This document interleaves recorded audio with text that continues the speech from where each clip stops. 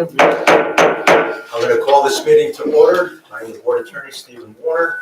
This is the regular meeting of the Township of Milburn Planning Board, January 8th, 2025, called to order at 7:30 p.m. I will read the open meeting notice.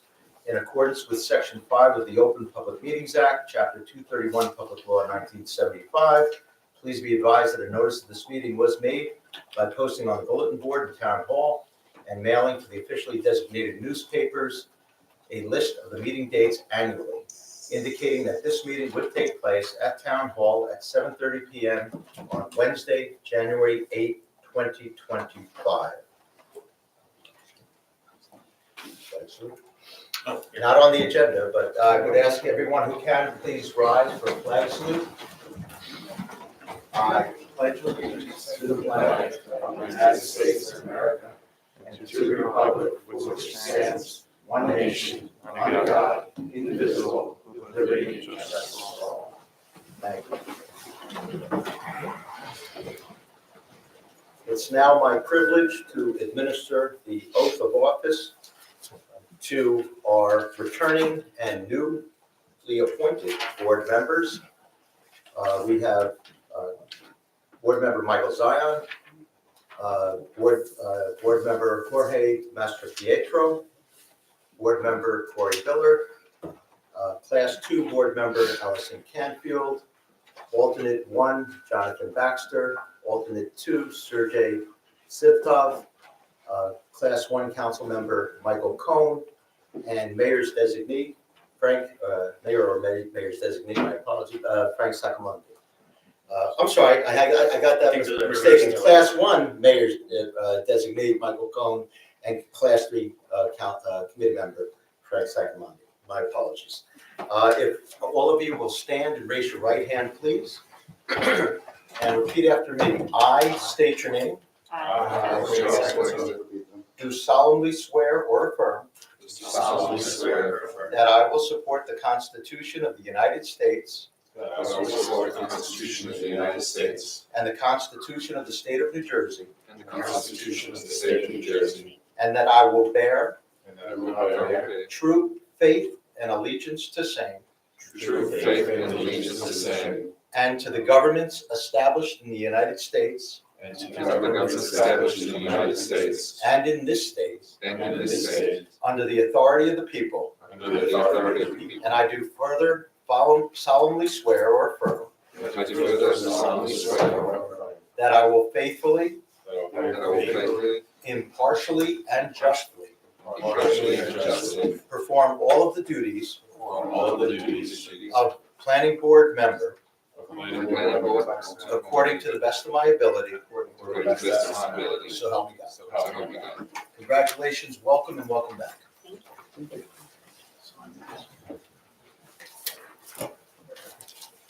Our next order of business is for me to call for the roll call, please.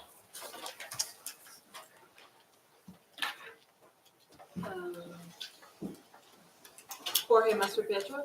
Here. Michael Zion. Here. Allison Canfield. Here. Serena Goulet. Frank Saccomanti. Here. Michael Cohen, Here. Deborah Nevis, Here. Jonathan Baxter. Here. Sergey Sitson, Here. Corey Biller, Here. Gaston Halbert. Here. Thank you. We are going to begin with our reorganization, and our first order of business is the election of chair for the planning board for the year 2025. Do I have a nomination/motion? I'd like to make a nomination this time. I'd like to nominate Gaston Hilbert for chair.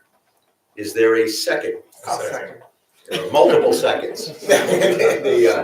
Any other nominations? Hearing none, we'll close nominations, and if we can have a roll call vote for our presumptive chair. Jorge Mastropietro. Yeah. Michael Zion, Yes. Allison Canfield, Yes. Srini Vijay, Frank Sacamandi, Yes. Michael Cohen, Yes. Deborah Nevis, Yes. Corey Biller, Yes. Gaston Halbert. Yes. Thank you. It's my pleasure to move the gavel over to our new chair. And ask if our chair would like to, or I can, whichever our chair prefers, so we can ask for nomination for vice chair. So as the running board joke goes, when you don't show up to meetings, you get nominated for everything.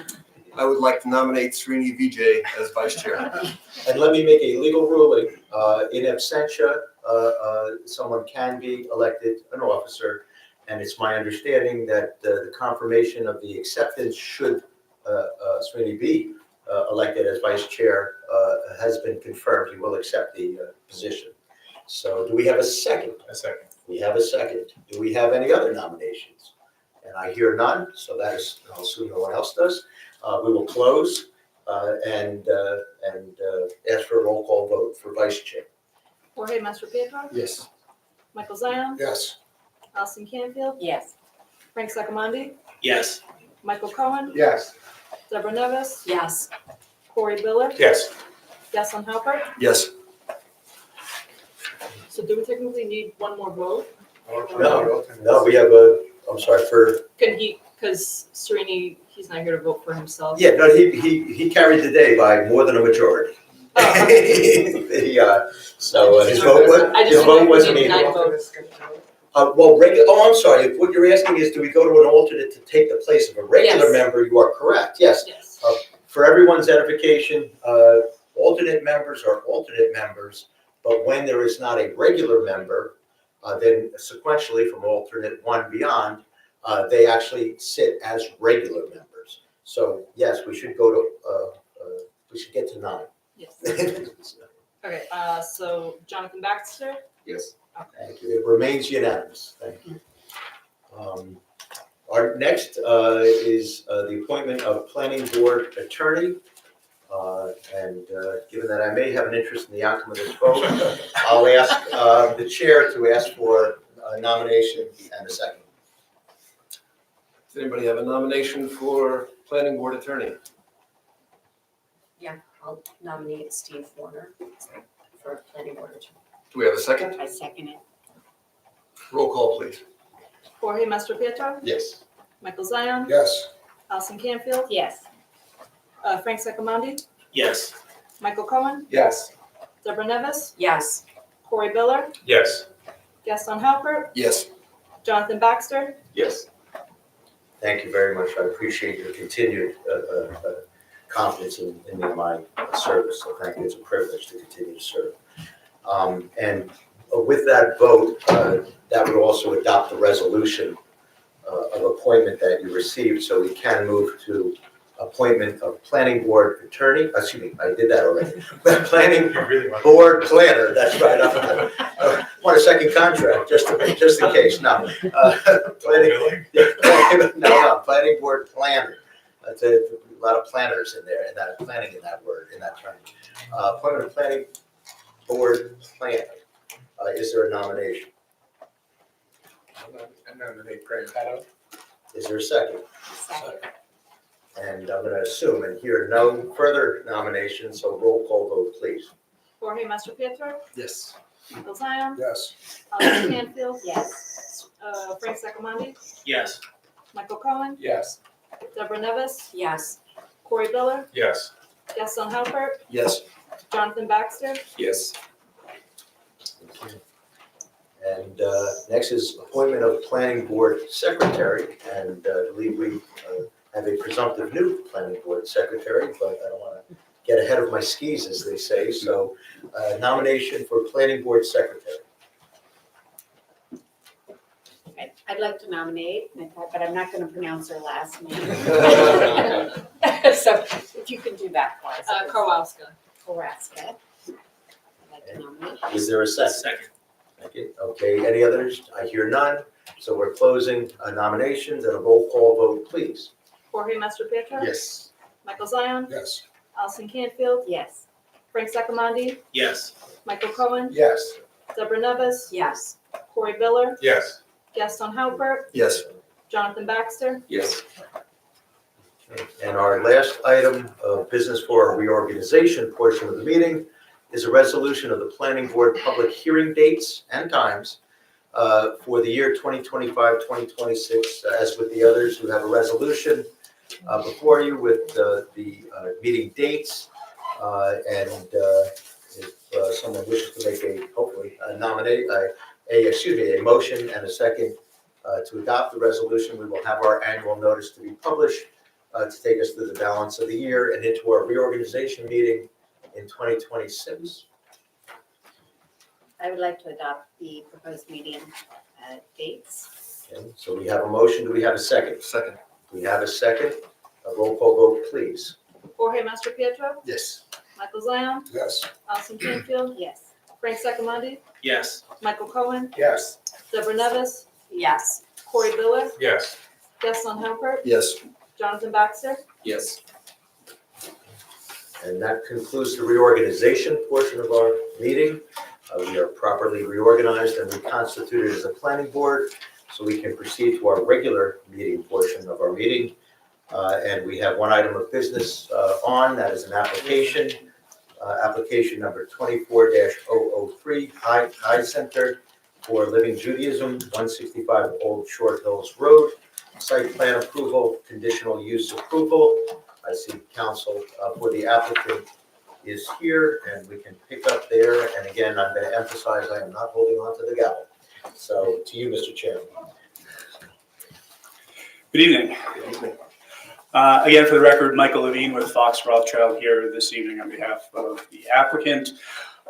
We were last here before the board on December 18th, and we finished off the evening with direct testimony from our project architect. He went through the elevations and floor plans that were submitted as part of our application. He also had a supplemental exhibit that was marked as applicant's A7, where he provided some additional views and some additional information.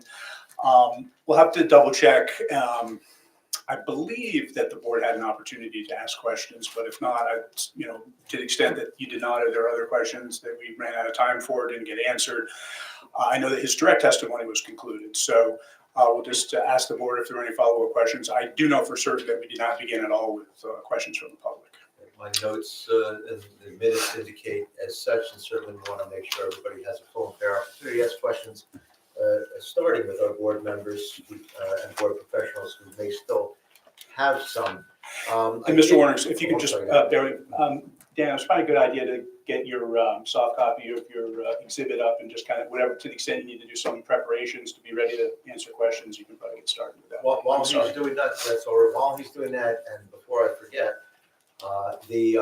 we do have Mr. Fishinger's colleague, the traffic engineer appointed by our board as a neutral traffic engineer for purposes of this application, is here.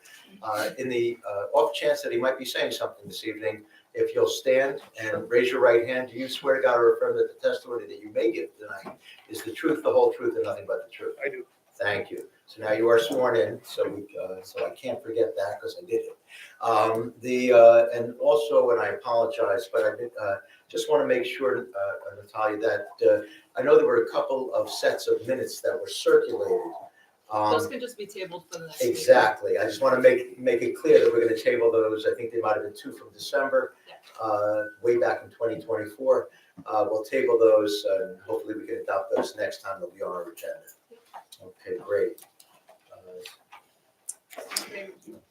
Do you need to set that down somewhere? I need to see it happen. Okay. Pardon me, Mr. Warner. Yeah, I understand. Bear with me because I gave the gavel away, but I keep talking. It's a tough one. It's okay. But to our chair, if our chair wishes to recognize counsel for the objector, if she has something to say, that's the chair's prerogative. Sure, still recognized. Good evening, Chair and members of the board. My name is Nicole Dory. I'm with the law firm of Connell Foley. I'm here on behalf of the objector, Sustainable Development for Milburn Township. I sent a letter to Mr. Warner before the meeting, actually 2 letters to Mr. Warner with a copy to the board clerk. And I just wanted to acknowledge those letters that I sent in. I asked for certain documents to be submitted as part of the record of the application. So I just wanted to identify myself and note the letter I'd submitted. Right, there was a January 6th letter with respect to, I guess, in part at least, to some rulings related to rulings by the board at the last hearing. We can, at the appropriate time, readdress those if it's appropriate to readdress them, and some other issues, but were there. And the second letter, I don't know that there was a second letter. There was a second exhibit. I think that I got I got 2 emails, but I got 1 letter. So I don't know what you mean. Yes, there was a second letter that had exhibits with Just it. had 2 related to exhibits. the first. Yes, I understand. Yeah. So there was a second email that had an exhibit that was supposed to be part of the submission in the relative to the letter, the January 6th letter. yes, I had Okay. submitted 1 letter to the Right. board attorney and also separately submitted documents that I Right. was And asking you're, to be admitted. Uh, And there was free- 2 documents. Yeah, free to continue to make arguments should you so desire. Of course, everyone, applicants, counsel have an opportunity to respond to arguments, et cetera. We can do that right now. However, where we're going to pick up is my recommendation to the chair and the board is to pick up where we left off. The board may or may not be done asking questions of the architect. There'll be questions from the public, no doubt, and yourself perhaps, of the architect. And then we can, if there's a need to, we can address or readdress rulings that were made by the board previously. But as far as any jurisdictional argument, the notice that was originally provided was found to be sufficient for jurisdictional purposes. That hasn't changed in my legal opinion. If you have a different opinion, that can be argued as well. But I'm going to suggest that we finish with the architect and save that for later this evening. I suspect you're staying. That's acceptable to me. Okay, thank you. Thank you. Acceptable to you, applicants, counsel, Mr. Levine. Yes, Mr. Warner. Just as a housekeeping matter, before we go too far, I noticed there's some new faces on the board. Have these folks, Qualification? done well, have read the transcripts or listened to Yeah, that's the a- tapes and provided the Yeah, certification? no, that's a very good point. I was neglectful, Mr. Chairman, if I may address that. Please. Well, first of all, it's my understanding that none of our members, including our new members, are within 200 feet and received any notices, or even if they didn't receive any notices, are not within 200 feet of 165 Old Short Hills Road, the perimeter. Or else they would be conflicted. Speak now or forever hold your peace. But assuming my understanding is correct, it's my understanding that all the board members are qualified to the extent that they're not conflicted from hearing the matter. It's also my understanding that some, if not all, of the board members have listened and or watched some, if not all, of the proceedings. However, for purposes of continuing this evening, with the reasonable expectation that we're not going to complete this application this evening, would that be a reasonable expectation, Mr. Levine? It is. Okay, thank you. They can, in my legal opinion, hear the application, continue to hear it, but they must qualify themselves prior to any deliberation or vote, which is not going to occur, as we all understand it, this evening. Would you agree with that, Mr. Levine, on behalf of the applicant? I do, Mr. Warner, yes. And Ms. Dory, I apologize. Would you agree with that as well? Yes. Okay, thank you. So we have a unanimity among 3 different attorneys. I don't know if that's ever happened before in the history of the world, but we got it tonight. It's on the record. So back to you, Mr. Chairman. Before we continue, I didn't want to let a couple things slip through the cracks. At the beginning of our last session, there was discussion about a traffic and circulation design condition stipulation, something that was going to be written for the planning board. Has any progress been made on that, or is it available? So 2 things, Mr. Chairman. There's been continuing dialogue between our consultants as to, and really the nub of the issue is how best to evaluate potential traffic impacts of the preschool facility that's intended to be operated on site. The applicant had initially taken an approach that was focusing on overall enrollment, and there were subsequent discussions as between the experts and arrive at the conclusion that it's a more conventional and widely accepted approach and more consistent with the Institute of Transportation Engineers approach to focus more on the square footage that will be devoted to that use, and also to take a closer look at anticipated arrival and departure times and the extent to which those will be staggered and whatnot. So with this being a new program that required some planning on the part of the applicant, so the short answer is that dialogue is still continuing. We have our traffic expert who's prepared to kind of bring the board up to speed on where those discussions stand, and what the extent to which what we've already provided is sufficient in the opinion of the board's consultants. So we're close to finalizing that kind of piece of the puzzle. And once we do, I've stated on the record and agree that to the extent that the board fears that there should be a condition imposed in connection with that, that we should circulate a draft of what that language would be and discuss it and agree upon it before, there's any sort of vote. So that's still the plan, and that's kind of the latest and greatest as to where we are on that issue. If I may ask for clarification, Mr. Chairman, on that one issue before we go to the next one. Am I correct in my understanding that it's your intention, once we complete the questioning of the architect, that your next witness is the traffic engineer to update on this Yes. issue? Okay. That's correct. Okay, so we know where we're headed. Thank you. Okay, And I think that's good. That was my second one as well. Oh, Making sure that our next person to testify would be the traffic engineer. All right, back to the I'm sorry, architect. we also haven't gotten an updated plan. We were Right, supposed to the receive. site plan, the detailed Right. site plan? Correct. And the professional reports. Well, which would, from our professionals, which would follow the submission of the detailed site plan.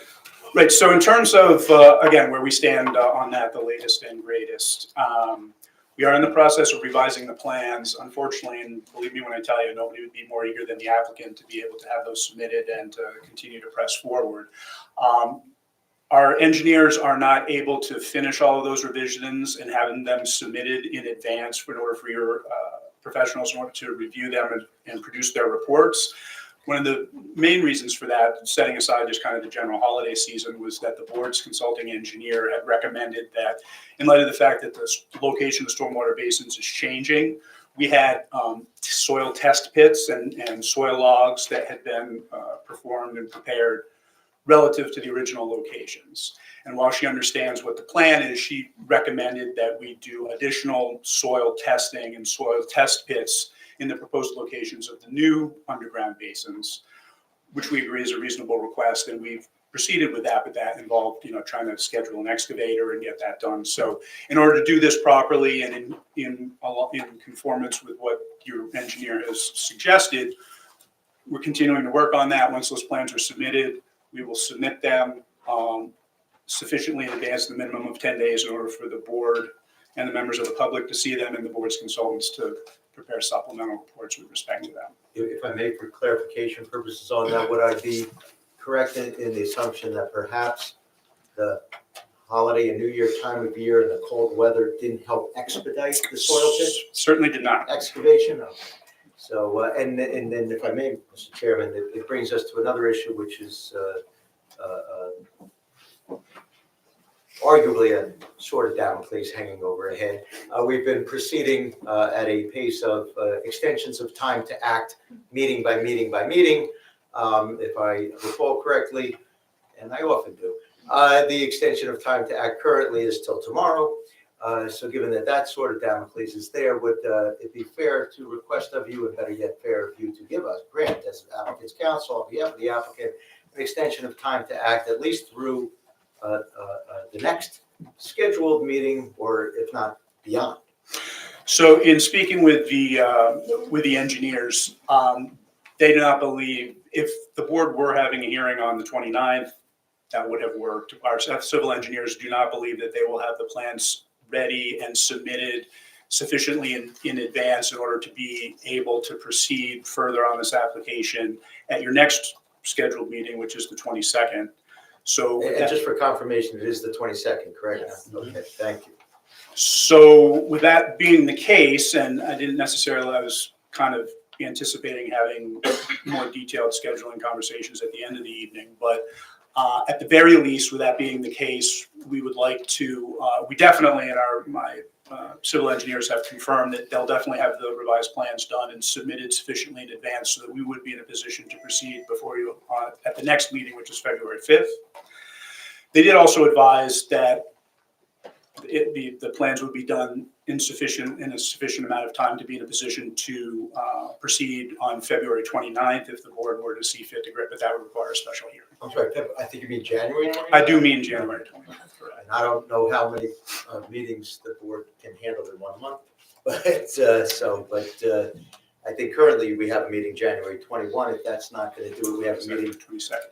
I'm sorry, 22. We have a meeting February 5th. It's not my decision, but I'm doing the math right, February 5th, is roughly a week after. No, it's 2 weeks, I guess, after. But if we squeeze one meeting in on the 29th, that's 3 meetings in, well, less than 3 weeks. So, but it's not my decision, it's up to the board, if that's a request. Otherwise, I take it we're gonna get an extension of time to act till February 6th at a minimum, correct? Correct. And it might be the type of thing, frankly, that even couldn't be determined by now. I mean, this evening, but given availabilities and what have you. So Yeah, there'd be the 48-hour Sunshine Act notice that would be required, I mean, to the extent that people. There has to be a renoticing. Oh, no, I'm sorry, we would have a meeting on the 21st. Second. I can't say the time, I'm not stuck in my head. The January, I have something on January 21st, I gotta figure out what it is. January 22nd, so I guess technically it could await the determination to be made, but unless the board wants to make a determination one way or the other now. I think in light of the fact that we just got and finalized the proposed meetings, we should at least wait until the next meeting so people can check their schedules, coordinate if they need to shift stuff around, right? I think perhaps the assumption for the time being is February 5th will be the next meeting after January 22nd. So that said, my understanding is we have an extension of time to act through at least February 6th. I'm going to be bold and ask if we have one beyond February 6th. Consistent with past procedures, yeah, as We of can now, always it's break just that through, precedent. just through February 6th. Okay, then. So we have the sword is removed at least until February 6th, takes us through February 6th. So I appreciate that.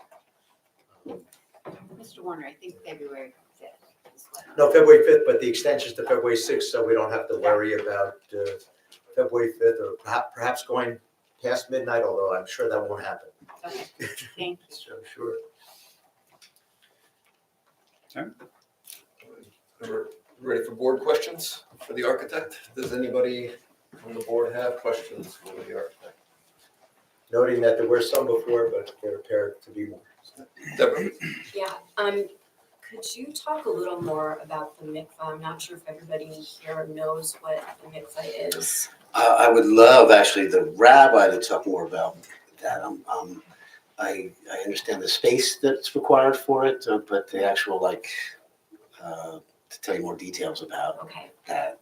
The reason I'm asking Yes. is because I'm noticing that the mikvah is on the same floor as the preschool. Yes. And so I'm wondering, given that it does comprise a body of water, what sort of safety measures are being taken with children running around? That I could talk about. So we have a door, so it separates the uses. Let me try to zoom in on it. So this is the lower level plan. And so. Just for the record, you're referring to an exhibit or the actual architectural plans that were submitted? Both? Is this part of A7? Yes, part of A7. A7. Thank you. A7, sheet A4. It depicts the lower level of the building, and the pink area, if you can see the pinkness, is the Early Childhood Development Center. And so what happens is there's the ability to enter at this point, lower level, which is has some parking. And then we have the staircase and the elevator. So this area would be secured by this door. So it would be emergency exit only. And so the mikveh is beyond that space. So the intention is that the one program, the pink part, is separated by that function. And is that going to be a locked door? Yeah. And is there going to be an attendant with the mikveh? There'll be, I think the mikveh has an attendant, and I think the childhood development has their care. So you won't be able to freely walk around this part of it. And then back here is storage mechanical as well. So that was the idea, to control the different functions that would happen.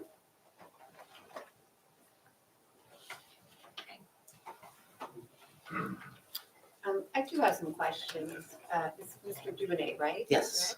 And you stood in front of the Historic Preservation Commission, so we do kind of know each other. My question to you is, did you see the HPC report on this property and surrounding properties? No. You did not. You briefly spoke about the architectural style of this building. Is there any architectural style that inspired this design in this community? Like using a reference from architecture. Or what is the architectural style? Do you have a specific architectural style? Yeah, well, we wanted to be rooted more in the classical architecture, more historical references, simple forms and masses. Yeah, that was our inspiration. Also, were you aware that the average lot coverage in this community, including impervious coverage, is about 15.8%? And this building with impervious coverage takes up 35% of this lot. Do you feel this development is appropriate size and scale for this neighborhood? To answer your question, I feel like it's appropriate, well, because that was the number that we were given to design too. So the maximum lot coverage for this lot is 35%. So to solve our parking requirements in the building, that was one of our major design considerations, is to make sure that we don't need any variances for lot coverage. So I know often residential cases ask for lot coverage, so I'm happy to say we don't need any variance for lot coverage. So I guess it is appropriate. So again, that you are familiar. So the size and scale of this neighborhood, was that even taken into consideration, as the whole community? Yes. And as it being a residential community? Yes. Okay. I have a couple other questions.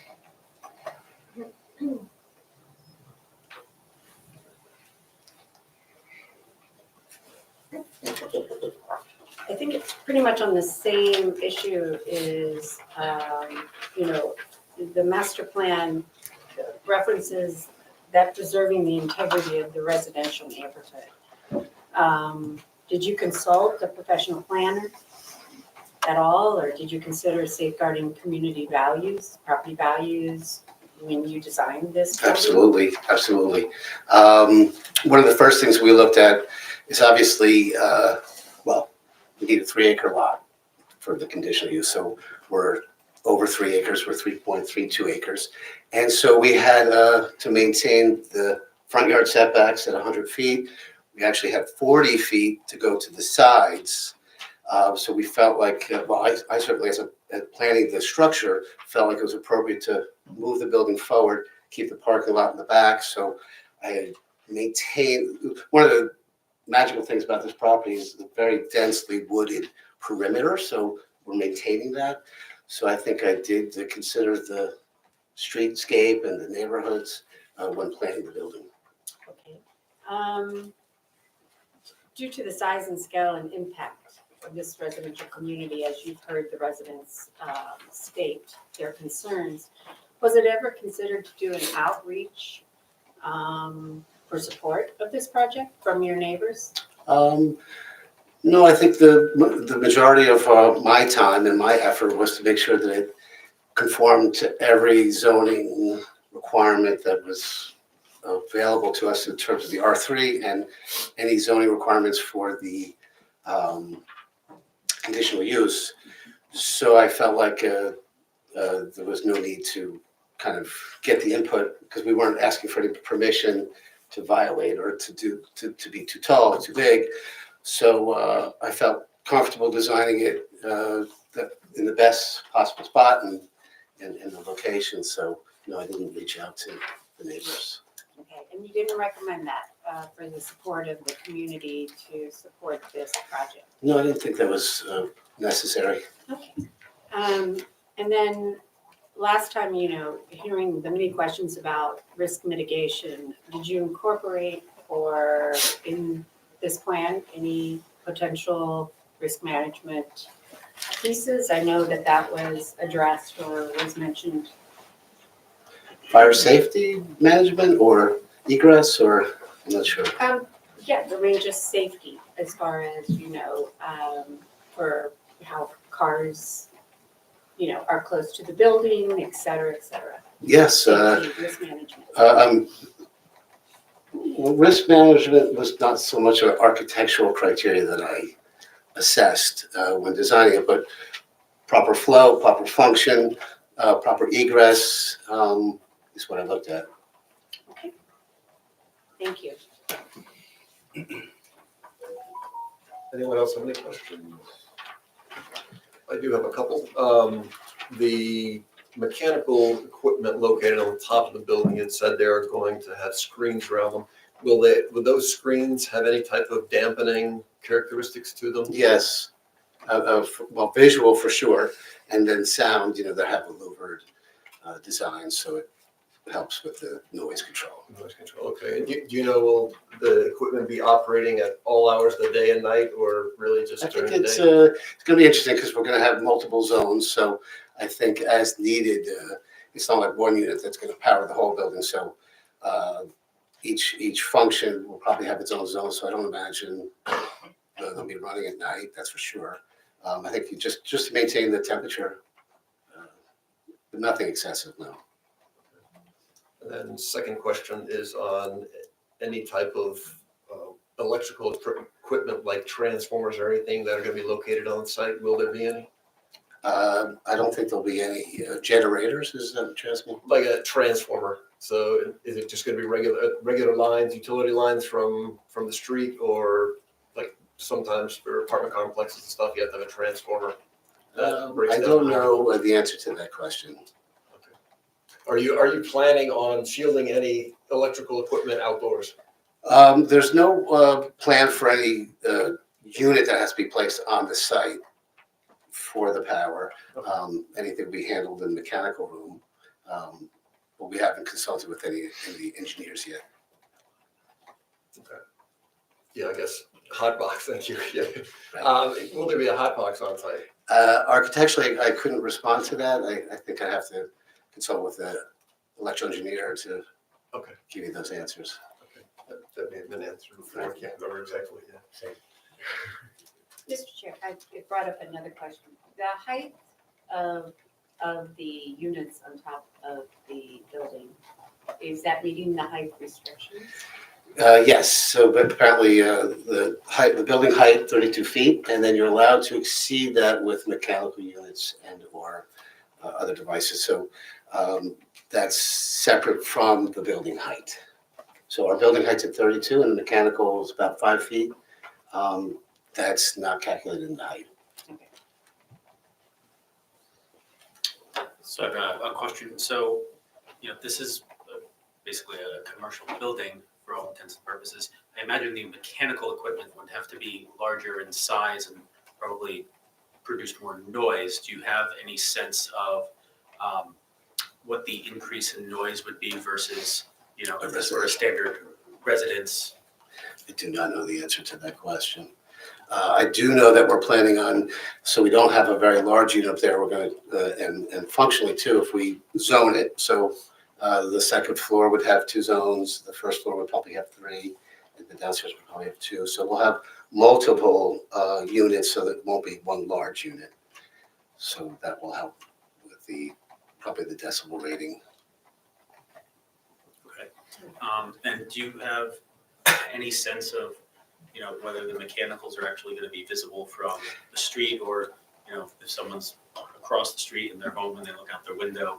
I do. Staring at the mechanical. Because obviously that would be very unattractive to see those units. So I made sure that we studied, I think I can show you the 3D renderings. So we included the mechanical unit on our 3D renderings to confirm that it will not be visible from street level. And I can show you that really quickly. And this is another part of A7? It's, yes, part of A7. So 2-dimensionally, yeah, of course you're going to see it because it's a flat drawing. But 3-dimensionally, so these images that we did have that mechanical units in the screening on there, and there was no vantage point that we could find that you would see them. So I felt really good about that. If I may, just for clarification, you're saying that's ground level and to scale? And Yes. Went around? Yes. Well, Yes, I try to take 360, so to speak. 360, so to speak, because I don't want to see them either, and they're unattractive. So yes, you will not see them. Was there anything special you did design-wise with regards to the kitchen? It's my understanding that there may be some level of cooking or events involving food there. Did you have to do anything special? Is it like a commercial grade kitchen? Is it Well, more we'll like a have, residential kitchen? All our exhausts will be located on the rooftop, like mushroom style, low level, like restaurant exhaust, right? That probably the only thing we'll need that will be penetrate the building, so we'll have it come through the roof. Do you have any sense of, were there any other special considerations you made in terms of design and the scale of the kitchen? I guess I'm trying to get a sense of what the size is. Is it going to be like a commercial restaurant kitchen, or is it going to be? I guess a very small, in my opinion, size kitchen. It's going to be a kosher kitchen, so there have to be. We haven't gotten quite to that specifics yet, but I think a modest sized kitchen for the size of the building for sure. In terms of other planning that went into that, I mean, it's you won't be visible, and you certainly, the smells, I think that was something that would be very important to control. So I don't think you would notice if something was going on and happening, for sure. So no specific consideration made to odor prevention or Just to make sure it vents through the rooftop. on the exhaust? Right. It'll just vent out. Yeah. Mr. Chairman, if I may ask a clarification based on Committeeman Sekmondi's questioning on the noise issue. The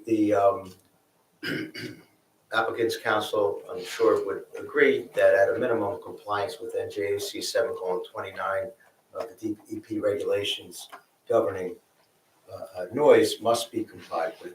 That's correct. Compliance with the law is a condition of all our approvals in the event there is an approval. Right. But even if we didn't have it as a condition, it's still an obligation of all of us as citizens. But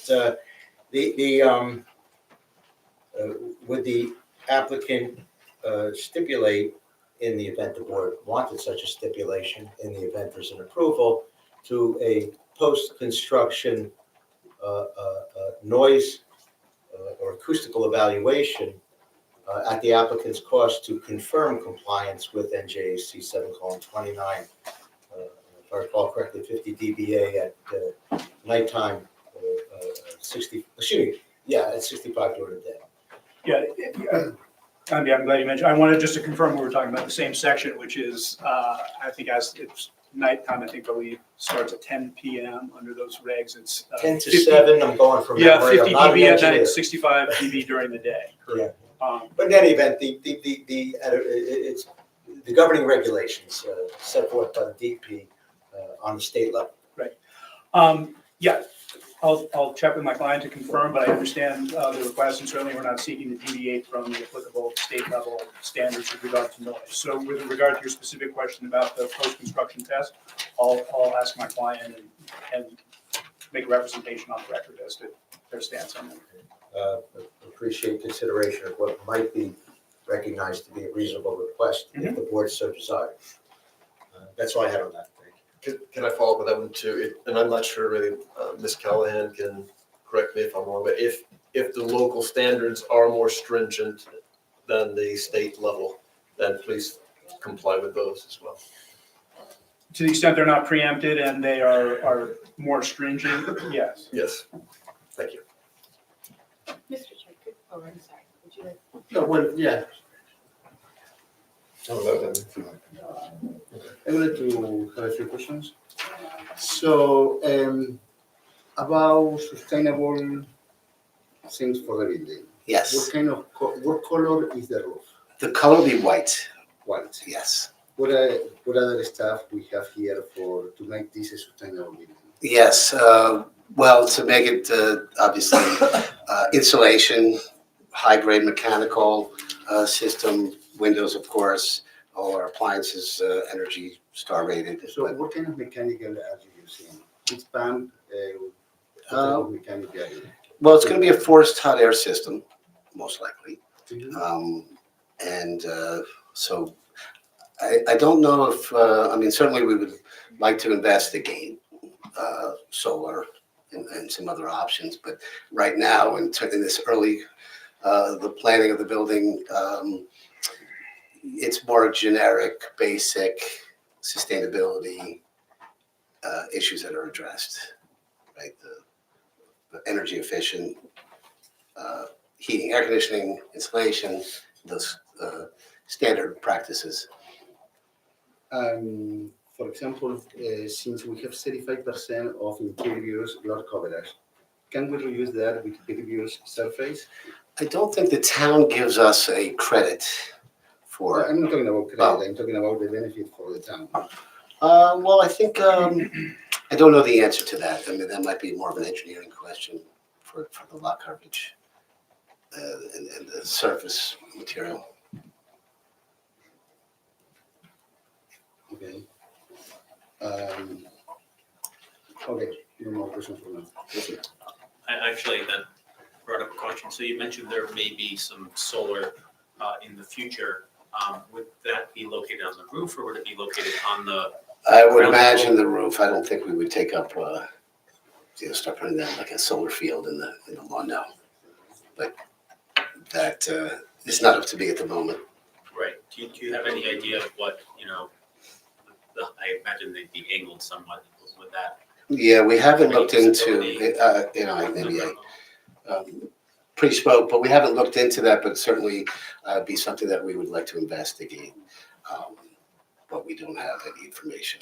Like I wouldn't be able to intelligently answer you about the size or the height or what kind of power we get from it, but I mean, that would be something to look at for sure.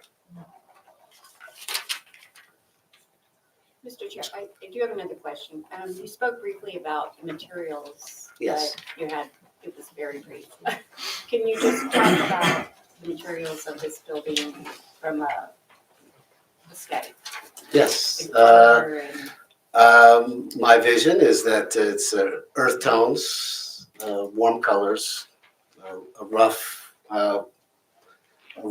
limestone base or plinth base to the building that the architecture will sit on top of. So for me, that's a very important aesthetic element. And then we want to investigate limestone detailing, so the cornices and window trims to be made out of limestone. And then some kind of masonry product for some of the facades materials. So again, probably more of the warm tone colors.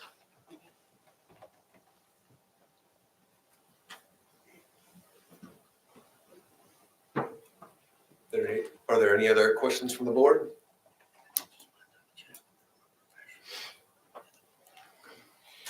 Are there any questions from the board professionals? Just wanted to follow up on Ms. Canfield's question regarding the lot coverage. You had indicated, based on your comments, that the lot coverage does not, it complies. I just wanted to confirm, is that based on the revised plan that we anticipate to be forthcoming, or is that on the If current it plan? doesn't comply, we're in trouble, right? Because then we'll need a variance. That's So why I just wanted to confirm, based on your. based on my statement, it's knowledge, Based on the current plans. based on prior the to current plans, thank you. I just wanted that. If I may, all of which will be confirmed upon receipt and analysis by the board professionals. Yeah. Thank you. I'd like to open it up to the public for questions. And before we begin, Ms. Roy, if I understand correctly, the last hearing, you made a representation that your client is an LLC with one member and that your client was not present and was not going to ask questions so as to comport with municipal land use law, him or herself, but only through you, correct? Yes, correct. And Okay, that's are still the you case. able, as an officer of the court, I'm not going to swear you in, because I don't have to, correct, counsel for the applicant? Because as an officer of the court, as an attorney licensed to practice in the state of New Jersey, can you make that same representation this evening so that you can ask questions on behalf of your client without divulging the entity of the sole member of the LLC? Yes. Thank you. No objection, applicant's counsel. Nope. Ms. Dory asking questions. Okay. Please proceed, Ms. Dory. Okay, thank you. These are questions of the architect, so the architect needs to be available to answer the questions. Okay, thank you, Mr. Duvernay. Some of the board members already asked some of the questions I was interested in, so I'll try to go through and not re-ask. But I understand that you prepared a zoning analysis for the property. It was in one of the slides that Yes. you had. So is that exhibit A2? I think that was one of the exhibits you had. Second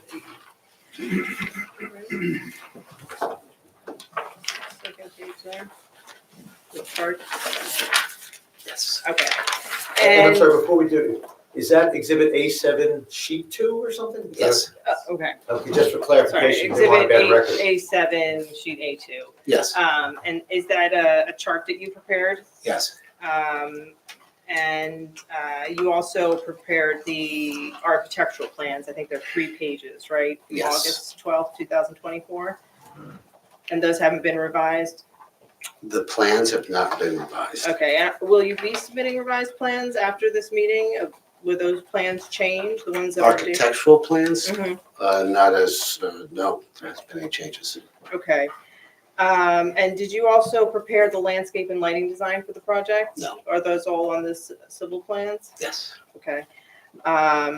And at the last meeting, there was a request by one of the board members to prepare renderings by you of viewpoints from the adjoining residences, and you said that those would be prepared. Have you prepared those We were renderings? working on them.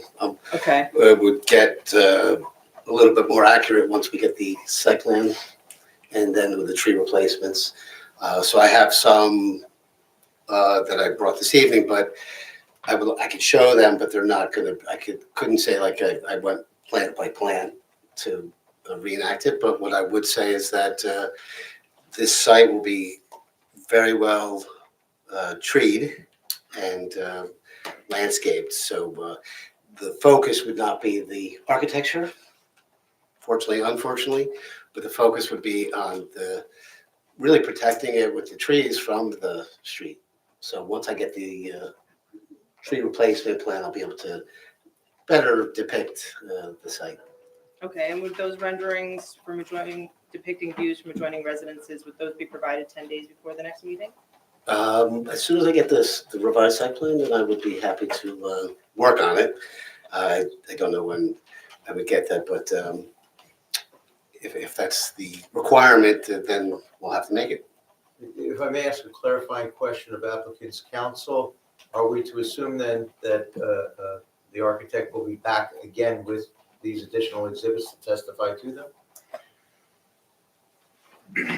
He's going to submit the exhibits. They're going to be visual depictions of what the property looks like. If so, he will be available. I can't imagine that that's going to require extensive testimony. I mean, it's a perfect example of a picture's worth 1,000 words, but yes, he'll have to be available. I've been accused of a couple of thousand myself sometimes. Yeah. Okay, I appreciate that confirmation. Obviously less architectural, more landscaping related, but I think it's, I would like to testify again that this project be well screened from the street. So that's why I think as part of the architectural, it becomes important because it's visual. But Okay, and in your review, did you identify any variances in connection with the application? no, I did not. How about any design waivers? No design waivers. What about the deficiency in trees? Did you consider that as a design waiver? No, because they have an ordinance that tree replacement that we'll follow. So no design waiver needed for that. I just wanted to ask some about some of the conditional use standards for a house of worship. Will you Mr. evaluate? Chairman, if I may, we have a planner who's going to be providing planning testimony with regard to the compliance with the conditional use standards. And that's really not within the bailiwick of the architect who did the floor plan and elevation design. The story, if you're insistent on asking him, my advice to the board would be, if he can answer, he can answer. If he can't, we might be awaiting the planner. Okay, I wasn't aware that there would be additional planning testimony. so Oh, I'll reserve okay, I'm those sorry, questions yeah, for I the- believe at the initial, at least the first meeting, I recall, applicant listed witnesses inclusive of a professional planner. That's correct.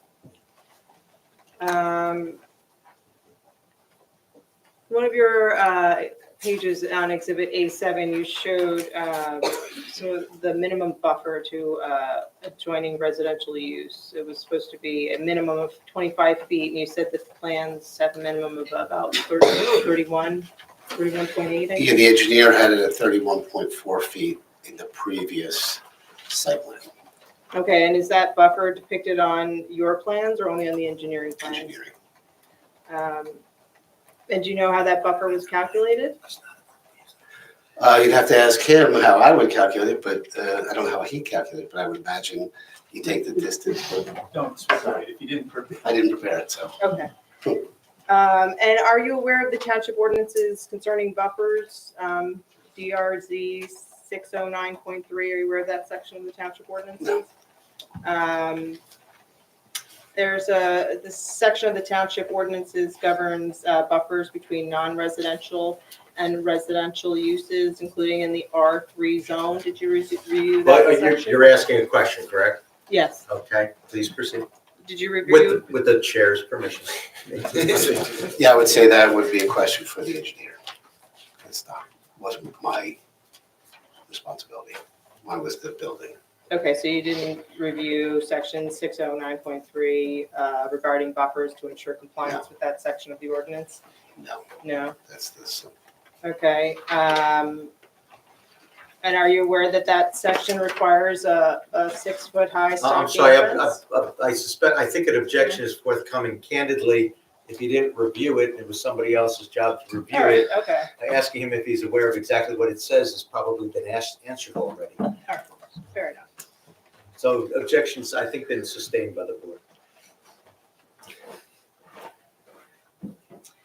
There was some discussion of the rooftop mechanical equipment. When you prepare your renderings from adjoining residences, will that show views of the rooftop mechanical equipment? That's a good question. I don't know what the renderings will show yet, but again, it would be from, I don't know how I would get a photograph from that, but it will show as much as I can the trees that I get and the building. And certainly based on the renderings I do have, you can't see it. So I can't imagine when you start putting layers of trees in front of it, you'll see even less. So. Okay, but the renderings that you did prepare, those show views from ground level, correct? Yes. Okay, so then, in your professional opinion, the adjoining residences on like second floors or third floors of the adjoining residences, do you think they would be able to see the rooftop mechanical I equipment? would testify to no because of the canopies of the trees, but I don't know the answer to that. Can I just ask a follow-up question? Do you know the height of the screening? Mr. Dory, no objection to I take it it's a It's just a clarification. follow-up clarifying question, yeah. It's in furtherance of the line of questioning you're pursuing. Okay. Dan, do you know the height of the screening that will surround the rooftop mechanicals? Yes. Relative to the mechanicals themselves? Yes. Could you describe that? Yes, so the screening will go 5 feet and the units will be 4 feet, so. That was your answer. So in your professional opinion, would that help screen the view of the mechanical equipment Absolutely, at ground yes. level and also at, an elevated level off-site? Yes. And what would that screening consist of? It'd be a metal, probably an aluminum screen in the color that will match the architecture of the building. And you mentioned that there might be multiple units on the rooftop. Could you describe that? Not in great detail, no, because we haven't had the engineer. We're going to need a mechanical engineer who's going to design the system. But I will tell you there'll be multiple units and they'll be as small as they can.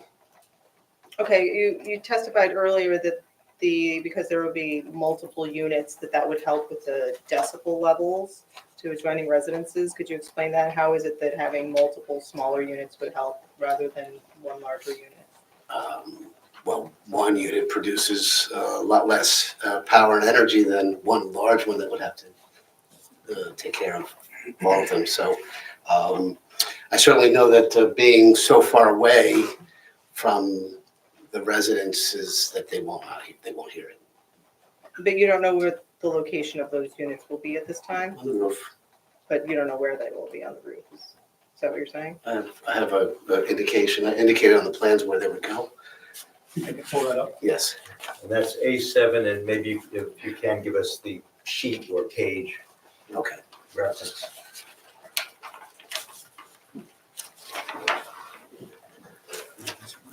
So, this is the building, this is the rooftop, and so they're located forward towards the parking lot. And it's 178 feet away to the entrance, so maybe another 20 feet from here, so certainly it's 200 feet away. You will not hear these units if you're in this house here. So the units will be kept in that same general area? that Yes. you've depicted in your plans? Yes.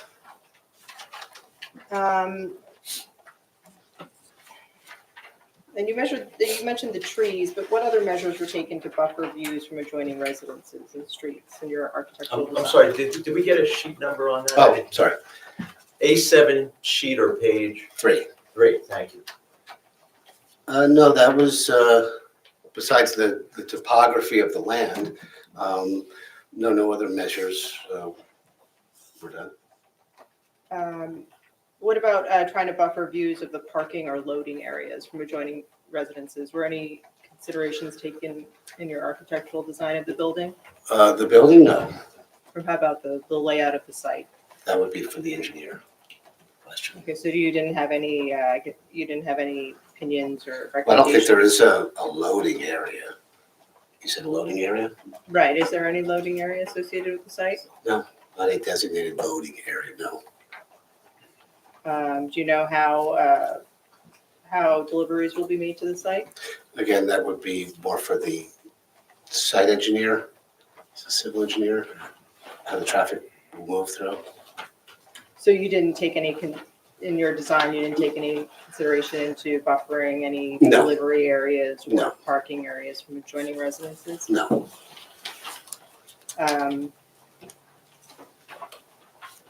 What about buffering views or noise from the play area or the playground? Did you take any considerations in your architectural design in doing that? I guess, could you repeat the question? Did you take any considerations in your architectural design in locating the play area or buffering noise or views from the play area? No. But yeah, just to clarify, did you design and pick the location of the play area? No. Okay, and how was that selected? Was that selected by the engineer? Engineer. Do you know what the maximum occupancy of the building is? Not yet, no. That'll be a function, obviously, of the codes, the use, and then the square footage. And That when will the wasn't- that wasn't- maximum occupancy for the building be determined? When the plans are finalized, because it depends on the size of the bathrooms and things like that. So that wasn't a zoning criteria that we looked at yet.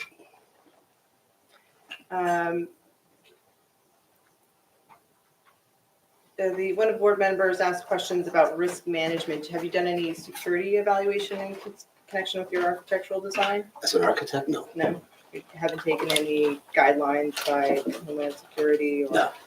I'm sorry, do we have an extra mic as we did previously? Only because at times, one or both individuals are not speaking into a mic. Thank you. You mentioned that the preschool use would be segregated from the other operations of the building on the ground floor, is that right? Yes. And did you consider the use of the building as the use of the building as a preschool in terms of access and how that might conflict with other on-site traffic? No, architecturally, no. I think the mic may not be on. There should be a button on the bottom. Okay, does that work now? Retesting.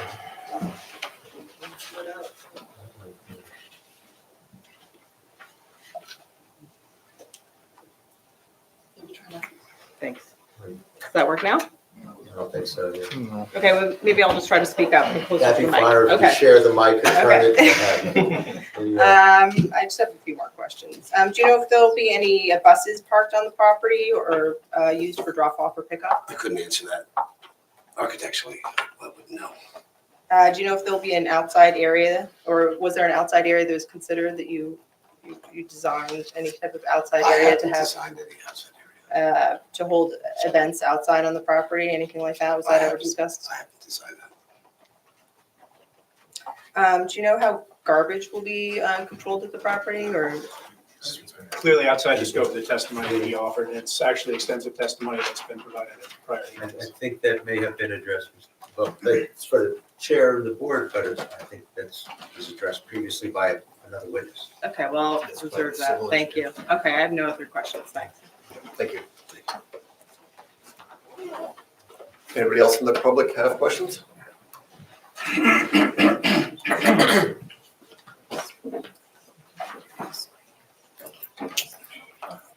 Wonder if I could ask a question on, Name and address first, I'm as sorry. always. That's okay. I'm sorry, Charles Bambara, 37 Keats Road in Short Hills. And any questions, of course, are questions based on his direct testimony Okay. as the architect. But before I begin my questioning, I just want to be clear on, maybe from applicant's counsel. You had a question about something that, The- a clarification from earlier New tonight? revised plans that will be submitted will have engineering content. Does the- Wait, you I gotta don't want to ask Yeah, questions. yeah, sir, I don't wanna- one at a time, we gotta speak one at a time. You need to speak in the mic, so he takes down All right. every word. I, And he's good, he can probably get 2 or 3 at a time, but we really, in Okay, fairness I'll to him, speak slowly. one at a time. So ask your question, please. my question perhaps is of applicant's counsel. The new plans that will be submitted will have engineering content.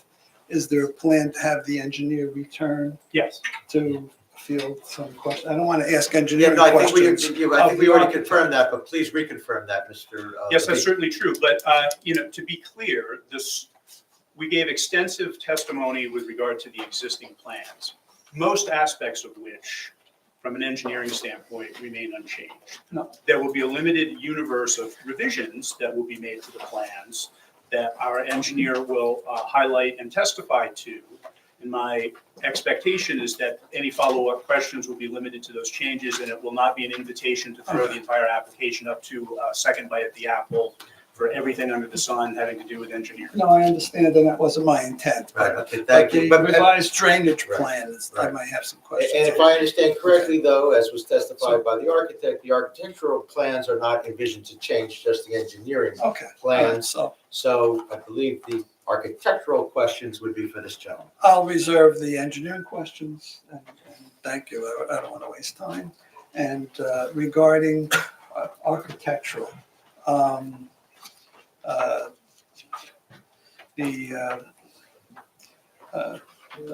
I guess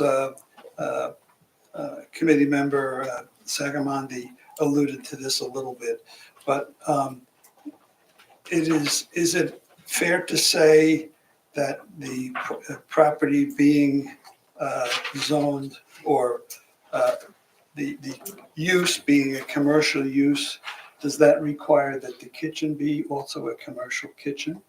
That I do not know the answer to that. Are we sure we don't have any more mics now Hmm. that Yeah, work? they're all the batteries. Okay. We have, if I recall correctly, we previously Should we had bring this multiple around? batteries that can be put Maybe into we the microphone. Can we bring this, can I bring this microphone around? And, yeah, as long as you can both share it. I want to make sure all members of the public can hear everything. We can share it here. Thank you. All right, so my questions would have pertained to, a commercial, what is required for I a would commercial imagine, yes, kitchen. it would not be a residential kitchen. Forgive me if I speak about food safety to a rabbi who probably takes more precautions for food than the rest of us. But the question I have is, will there be, you mentioned the ventilation system to the roof. Will there be a fume scrubber in that system? Yeah, we haven't designed the kitchen, but like you said, it's a commercial building, so it will fall under the building requirements for whatever needs to go into the kitchen. So I wouldn't feel comfortable. Grease trap on the drain, all that. So I won't get into the Right. details of that. Right, Okay, but I would assume then it'll be in compliance with whatever the requirements. I hope so. Okay, all right, thank you. Yeah. I think that's really the architectural questions that I have. Thank you, sir.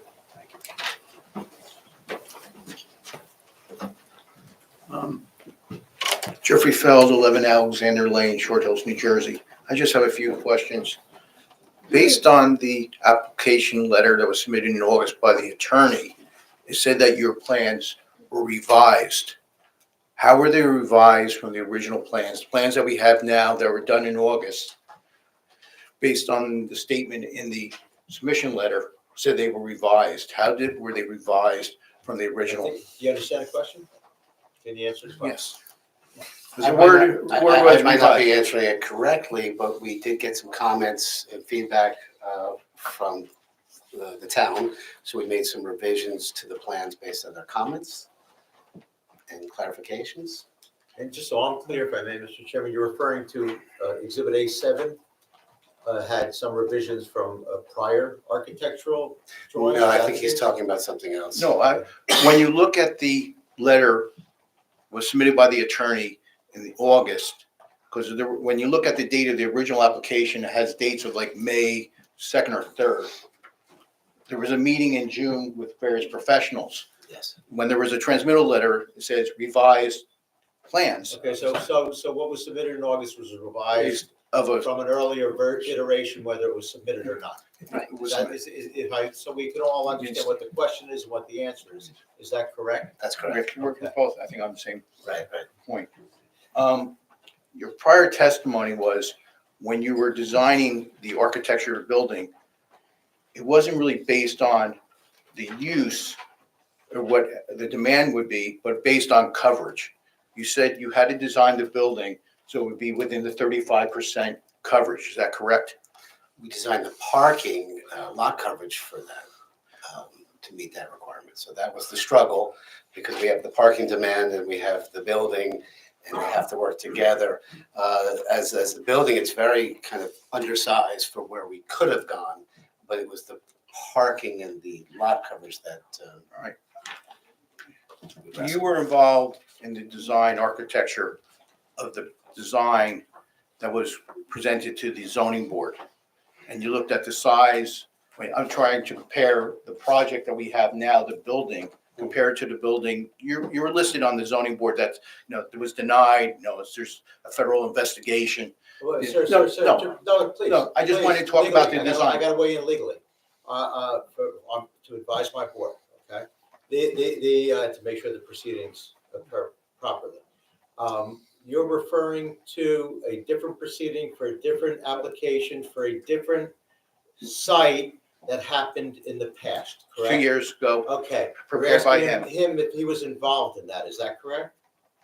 Or he was the architect on that yes, matter? were you the architect or involved in the zoning on Milburn Avenue? Yes. Okay, please proceed Right. with relevant questions related to this You know, application. comparing the structure that we are seeing on this application, was there, the reason it was increased in size, was it based on demand of the use?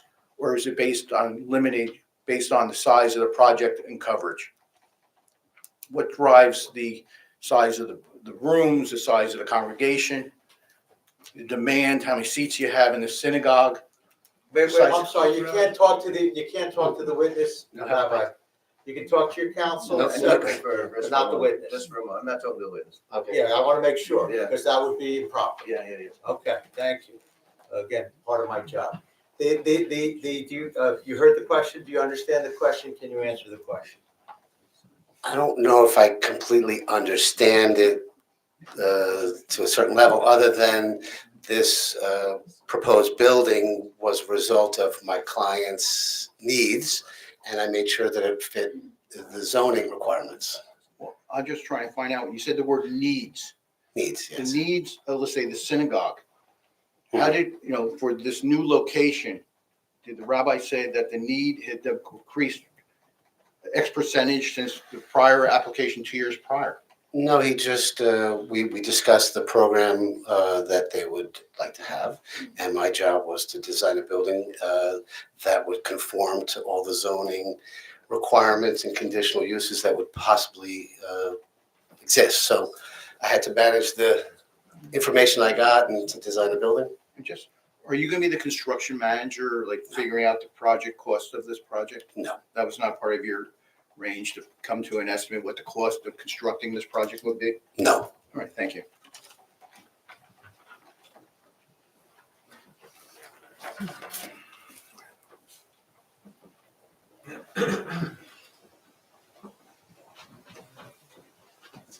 Ted Kuntz, Old Short Hills.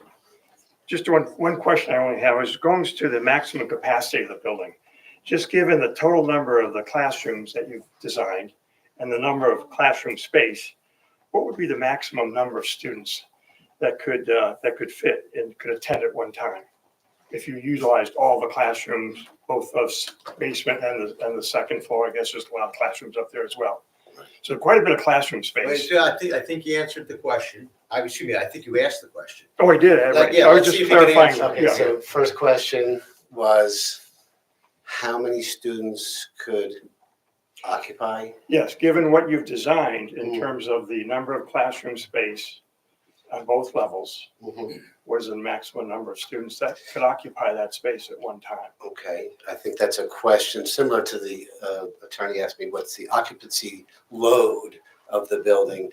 And so I haven't run those calculations yet. I do know that, say, for the early childhood development, there'll be some state mandated requirements. How much square foot per student?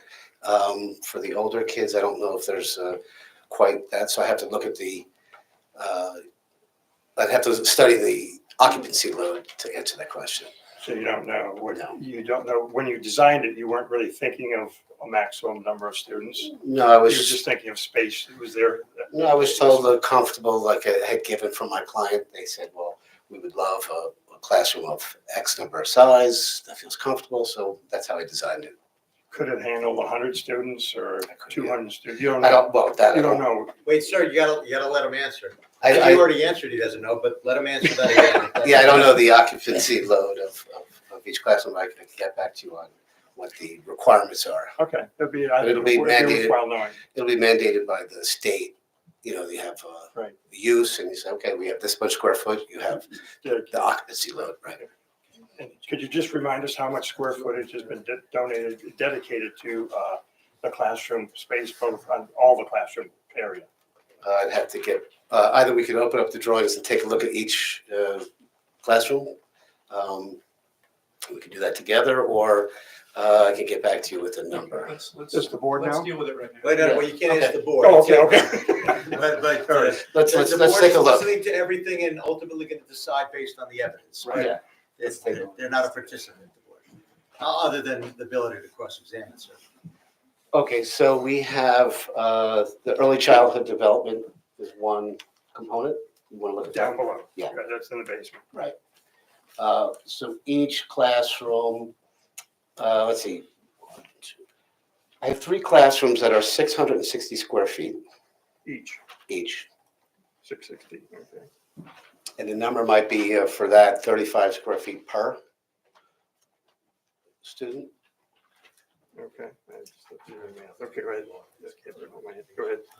And then there's a little bit smaller classroom of 650 Where on this, in the in the basement? lower level. On the Yeah. lower, so there's 4 classrooms, okay. Yes, 3 at 660, 1 at 650, yes. okay.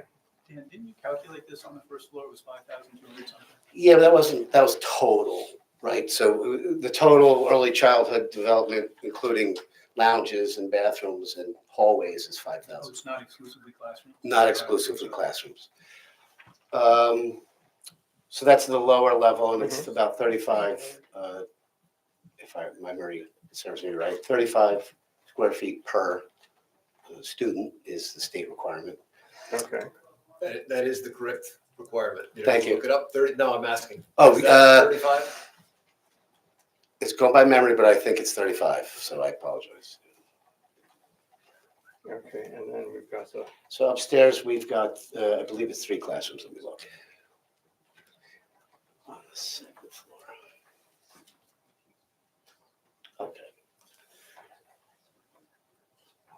Did you include the classroom in the basement that's 540 square feet?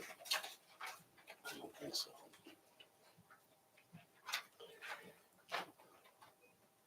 Yeah, there's a one here that's 540.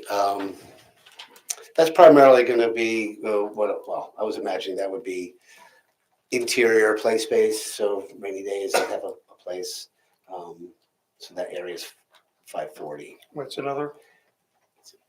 If I may, just so we're clear, is that 540 square feet a classroom, or is it something other than Other a than- classroom?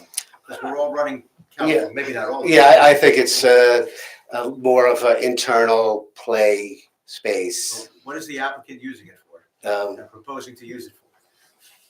I have to ask the rabbi for a little more detail on that, but you probably it'd have the same requirement, which is the 35 square Designated as feet. an indoor play area. Indoor play area, not a classroom. Correct. Is there any, if I may, Mr. Chairman, for clarification purposes, is there any additional calculation per student, any square footage requirements vis-a-vis the play area that would be added, or would that be just completely excluded from a student calculation because it's not a classroom?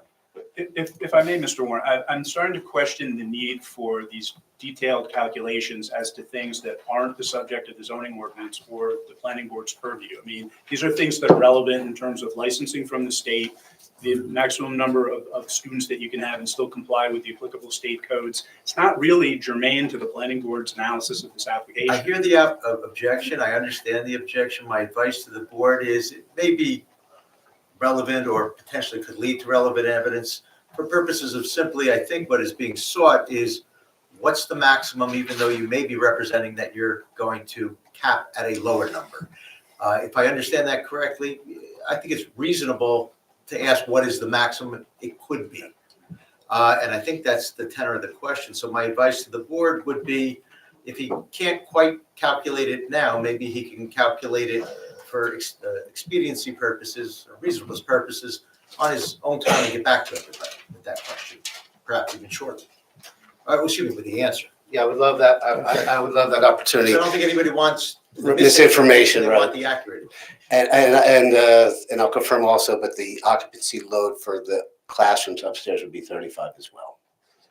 But I would like So the that should opportunity be on the to-do list, and Mr. Levine, that's reasonable to follow up on? He will. With your objection, noted. Right. Right. Yes. Okay, thank you. And do you need a reason why I'm asking that? Well, no, we can't get into the Okay, reasons okay. why, but I think Okay. what's I important, think it's sir, clear. but I think what's important is you've been promised the answer. Right, okay, we'll get the answer. Great, thank you.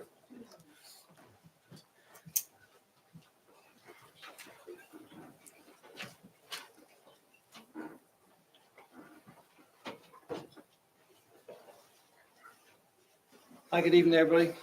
Randy Faust, 11 Park Circle. So my questions are very similar to that. I actually did the math on the 3,200 square foot, and the 1,600 upstairs. Just got a question that there's bathrooms in all the classrooms, all 5 of the classrooms on the ground floor. I didn't grow up with bathrooms in my classrooms. Is there a reason for that and not bathrooms upstairs? Yes, the reason for classrooms is, I guess it's a state requirement for early childhood development daycare that you provide bathrooms. So, Okay, so For the two stu- for the students. bathrooms for a Yeah. certain age group, and then the upstairs classrooms. Right. Classrooms that are like 1,600 square foot, there's no bathrooms necessary. No. So if you have the daycare, yes, but older kids, no. Okay, very good. Okay, thank you. Can I follow up based on that line of questioning? So does that mean from a statutory perspective, there is a limited use for the upstairs as compared to, they can't have preschool children upstairs then? Exactly, right.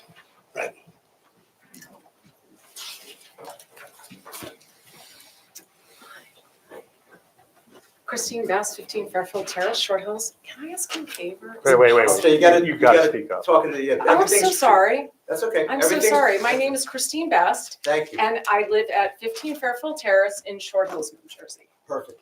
The reason is every word is recorded by this gentleman for these Thank you. quasi judicial proceedings in the event that Sorry, it's Mr. necessary in the future. Absolutely. Please ask your questions. Okay. My first question is, would you mind if I put my papers down No. here? Because you're probably more technically adept than I am. I don't want to mess up your presentation. I apologize. It's a mini podium. So thank you for your testimony and your time. I wanted to ask you, during this design process, can you testify that you've abided by the AIA's code of conduct as an architect? Have I, can you say that again? Have you abided by the code of conduct by the AIA? Code of conduct. Yes, as an architect. They have I a code of believe I've conduct. acted very professionally, yes. Thank you. Okay. You talked about the colorations of your design, and I wanted to ask a question because the designs, you have different renderings here. So you have this rendering, right? Sorry, I don't know if I should show this to you. I'm trying to. So you have this rendering that's just the flat facade views. Can from you identify what you're referencing? It's Bear there's with no me, I'm page gonna number. help you. What is the document? Was it marked as an exhibit? Is it an architectural? given Bear with me. last year, Submit, last please, let me finish. Submission, does it have a front page that has a title to it? Nope, it just says 165 Old Short Hills Road, block Is that the 2306, site? lot 11. Council, maybe you can identify that Did you say that document? was what was handed out last time? Yes, sir. That's applicant's A7. Okay, so we're Thank you. talking about exhibit A7 Mhm. for the record. Thank you. And it's a page of it, it's not It's the- numbered? It's unnumbered that I have the copy of. It shows all the elevations. all Okay, so four it's the page elevations. with the elevations. Please Yep. proceed with the question. So the color, the rendering of the elevations here is what I would probably term a form of an earth tone, but would be, I'm just asking this question, an orangey sand terracotta color. Is that the color of the building? Because your other renderings are in a grayscale. So I was trying to understand, it looks very visually I think these different. guys, the gray, the orange, what's it Yep. gonna be? Okay.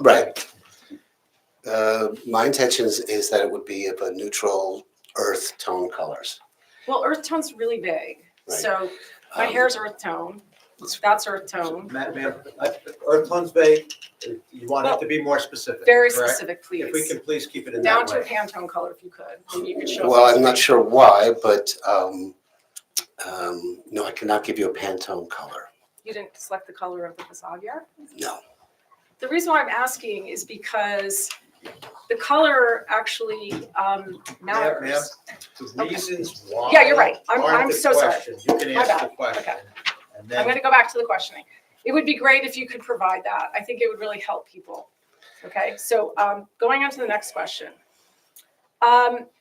The columns, balusters, front facade, and also the limestone that you speak of, which I believe is on the bottom sort of the facade.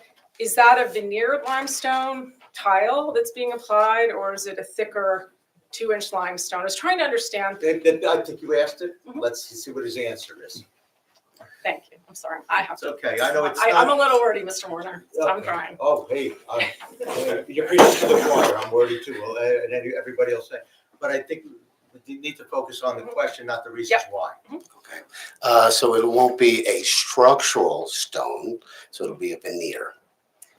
Is it an engineered stone or is it natural? The hope is that it's a natural cut stone. Okay, so it'll probably be quarter of an inch. You talked about in your testimony last time that you were going to provide an illustration of the AC and roof equipment. Do you have that in your deck tonight? Because I know you were talking about it. We provided that already, the 3D that shows. Oh, I yes. didn't see it. I'm sorry. If I may, is that part of A7? Part of A7. So it would be within the document that the member of the public. Yes, the 3D imagery. We'll go back to 2 pages. Okay. You mean this way or No, that way.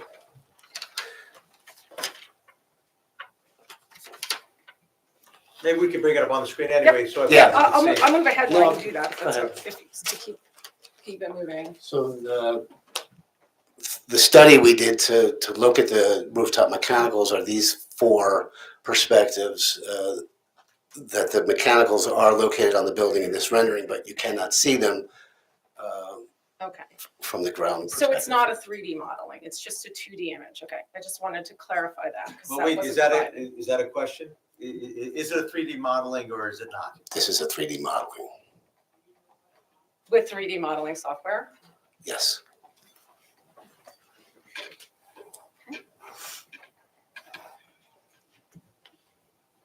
So in your statement back in December, you said that in some form of words, I'm reiterating your comments, so I'm not trying to quote you, that you did not choose to design into the aesthetic of the neighborhood because you felt that, and please correct me if I'm misquoting or missaying a state, that you felt that you wanted to make more of a statement. Is that correct? I don't know if it's trying to make a statement as more of its, obviously, you know, when you have we have our plans that I think are fantastic. So then you say, okay, well, what is the aesthetic? And I think that the choice for my client, and of course I weighed in on it, was to not make it look like a residential building and to make it be more of a house of worship. And I think that's appropriate, in my opinion. Why do you think it's appropriate? Well, for many reasons, but for many reasons. But I don't know, wise man once told me that a house of worship should be different, right? And so when you have a fabric of a neighborhood, most churches, most houses of worship are different and special. And so that's what makes it fit in, right? So you have a rhythm of things. And so I think it's not trying to look like something it's not, but let's celebrate and make it a special place, different than everybody. We go to our homes, okay, now it's a special place. We enter into the house of worship. And so I feel like that's an appropriate style.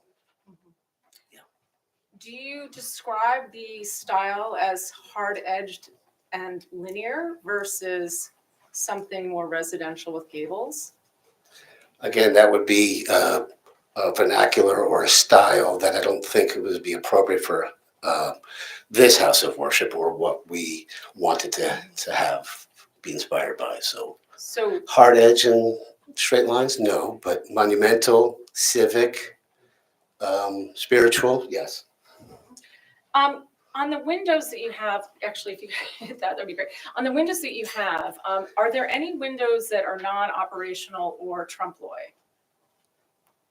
Trump Lloyd. Meaning To fool the eye. bow, yes. To fool the eye? No, these are, there are no windows to fool the eye. Okay. These are all, For the benefit of us non-architects, meaning not faux or fake. yeah, Trump Lloyd is to fool the eye. So a mural that looks like it's a window or something like that. So you're saying the windows are windows, not windows. Right, fenestrations are fenestrations. The stained glass is the stained glass. Yes. So the stained glass, which you have, I think, four to six panels, I can't tell from some of the renderings, but is the stained glass only on the east elevation?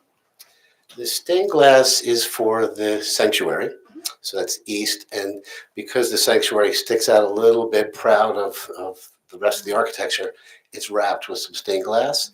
And I think it would be pretty to have some stained glass on the entry as well. Yes. So, and then I wanted to ask you, is the window trim black or is it white? Because it looks like it's black in the renderings. The windows in my dream would be black, and the casing or the trim work around it would probably be the limestone. Okay, I understand. Okay, thank you. So you talked about the mature trees protecting mostly the property, I would think, at 18 Madison Terrace. Do you know what percent of the 73 trees that are coming down? Because I know you've been working on renderings when you've been drawing all this. What percent of those trees are going to be taken out of the backyard per se? Because it impacts people on Madison Terrace. Mr. Chairman, this was a precise table that included all of these exact calculations that was testified to by the engineer that will need to be revised as necessary in the plans to be submitted. It's If I may not an ask, appropriate question at this time for this witness. what was I suspect one can derive from the ultimate inventory and plan, which ones are in the rear yard and which ones aren't, and calculate a percentage. Would that be accurate? Ultimately, when it's finalized? A percentage of the trees that are being removed that were in the rear, if I understood the question, the rear yard area. Yes, that was the question.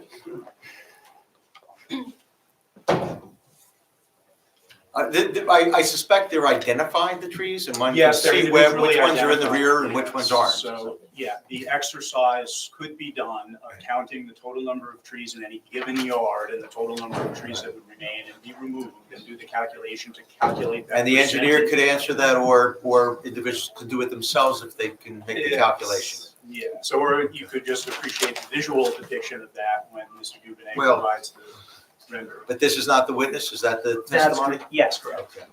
Oh, the reason why I asked that. He talked about Okay. trees, but I think we understood, we really So- can't get into the reasons, but Okay. it's the engineer is the answer. So I have a question regarding trees that is related to the architect's drawing. Mr. Dubonnet, this is an image of the view from like when you're. And we're leaving Park talking Road. A7 photograph, is that part of A7? Yes, it's called View at Park Road. Yes, View it's at part of Park Road? A7. Everything in here is part of A7. Right, and Mr. Dubonnet, that you can bring that up on the screen for the benefit of the public and the board? Yes. Okay, great. Thank you. So looking at this as, my question to you is, the rendering to me appears to have 40 to 100-year-old trees in it. Can you tell me as an architect, when you do renderings, is this to look at 30 to 40 years out for everybody to understand what that is? And if that is, would you provide renderings so they can see, the board can see that what the trees are going to look like 2 years out? Because I think that's very impactful to the neighbors and residents. I guess no. If I may, know which. Right, I don't know.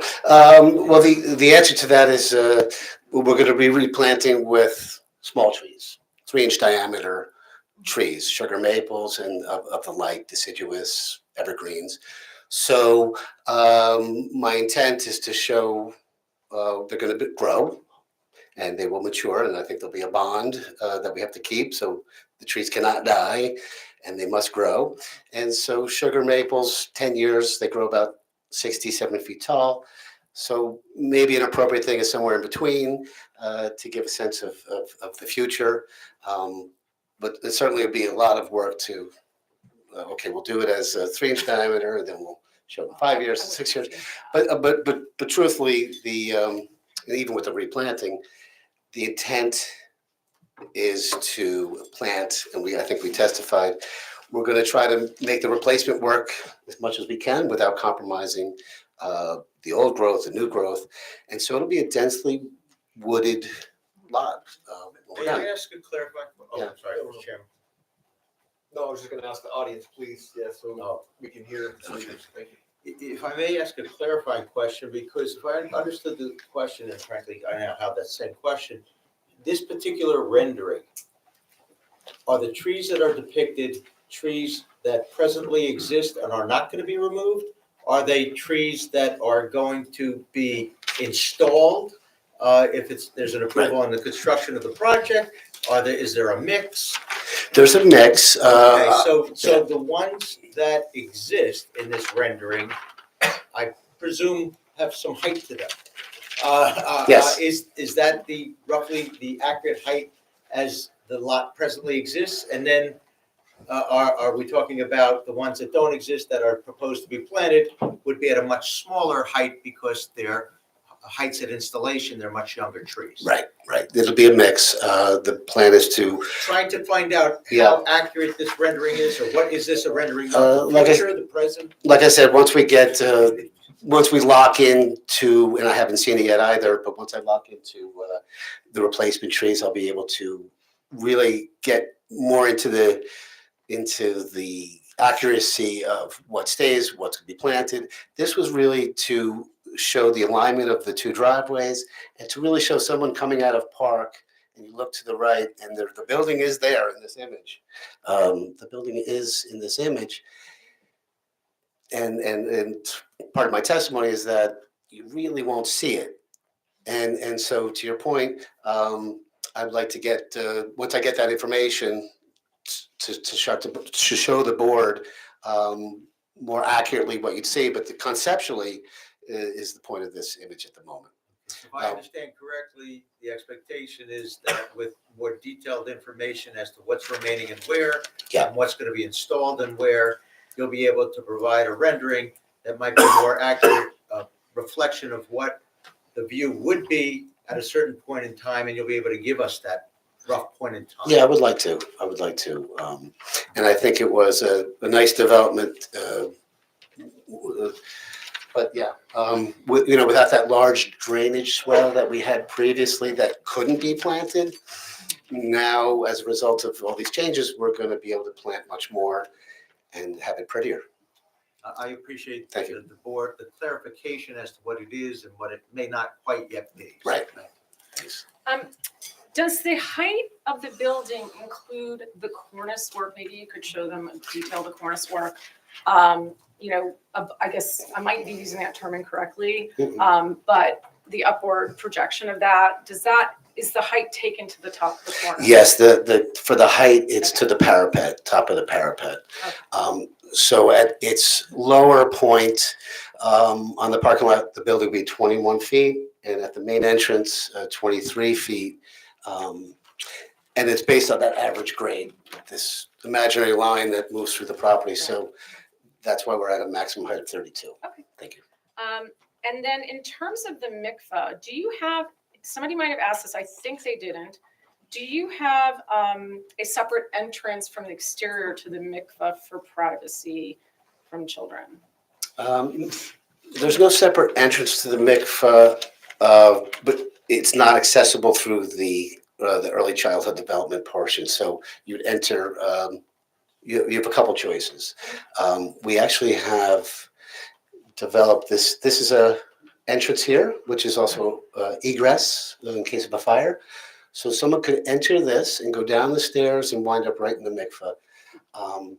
It's not something that we wanted to be very visual. Obviously, the main entrance is here, but someone can enter there, but probably for security, we would probably like people to go through the front. And through the front, then you could access its own staircase to go down. excuse me for my, like, lack of knowledge, but is the mikveh recessed below the floor in the building? And is there more than one pool? There's only one pool and it is recessed in the ground. Okay, there's only one. And, will you be using a rainwater collection system for that mikveh? And where will that be placed on the exterior? It'll be a rooftop collection, and then we will collect some of the rainwater. I don't know too much about the specifics of it, so I couldn't answer that, but I do know part of it is to collect some rainwater, so it'll be collected from the Do you know roof. how big that container would be? No. So going back to that, like I had a question, you talked about the height on the roof equipment. I don't know, my house, I'm just giving an example, so I'm sorry if you can shut me down on that one. I have 4 air conditioning units on a 3,400 square foot house. My house isn't big, but you talked about square footage, right? Like, well, you didn't talk about square footage, you talked about the height of the equipment. And you didn't get into specifics, if there's gonna be 3 units, a giant industrial unit. Can you give me a sense of the amount of square footage coverage that you have on the roof for all equipment, including the rainwater collection system? I would like to defer that till get you that answer. But yeah. I think at some point there needs to be a determination as to the relevance of some of these questions. I mean, there is no standard, there is no requirement. It should not matter to a reasonable person what the square footage total of HVAC equipment or rainwater collection systems are on the roof. Well, it doesn't matter. Wait, please, if I may, and then I want you to, my advice to the chair and the board is that you have an opportunity if you want it, but I might believe that there might be some relevance to the size of structures on the roof. And there has been, and no doubt will continue to be, testimony with respect to the visual, whether they're visible or not. So if this gentleman knows the total square footage of rooftop equipment, he knows it. If he doesn't, he doesn't. I don't think it's an unreasonable or completely irrelevant question. I'm going to go with I don't know it. Can we agree going forward that that determination of some appreciable amount of relevance should be made going forward as these questions continue on interminably? With respect, all due respect, Mr. Levine, as applicant's counsel, I suspect you're doing that. Ms. Dory, I suspect is doing it as objector's counsel. I suspect maybe others who are or not attorneys are doing it. I can assure you I am, keeping that in mind. And if and when you object or anyone else objects, I'll advise the board. Very good. Thank you. Mr. Warner, may I explain why I asked that question? I think, no. That's fine, I just asked. The reason I say that is because the gentleman answered it and he says, I don't know. So. Okay, I didn't know, I just didn't want you to, you might, I had a reason, but Ma'am, okay. if you have that question for another witness who might know, Okay. that'll be the time. Okay, you talked about the specific. You spoke to the fact that you did not prepare the lighting plans. Do you know, I'm assuming you said an engineer did it? For the site plan, yeah, the engineer did it. The mechanical engineer or the land use engineer? The civil engineer. Civil, okay. Right. The gentleman who previously testified. Yes, Mr. Ferrante, correct? Right, Joe. Okay, Right. so the reason why I was asking is, as an architect, I'm sure you have a vision of how beautiful a building can be when it's lit up, and you didn't want to drive that process. You wanted a civil engineer to drive that visual process? Oh, visual, like or aesthetic lighting, or functional. Well, I think it's parking lot lighting. architecture's function and aesthetics. It's Yeah, it's a my job combination. was the building, and Joe, the civil, was making sure the parking lot is well lit and safe.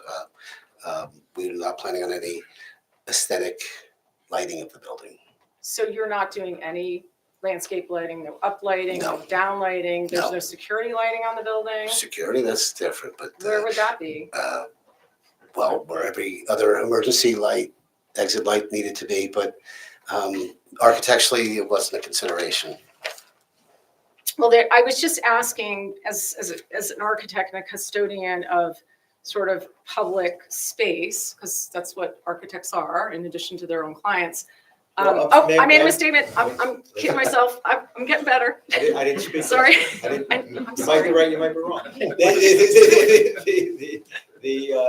hopefully I know what's in my head, but I respectfully, you don't I yet. was,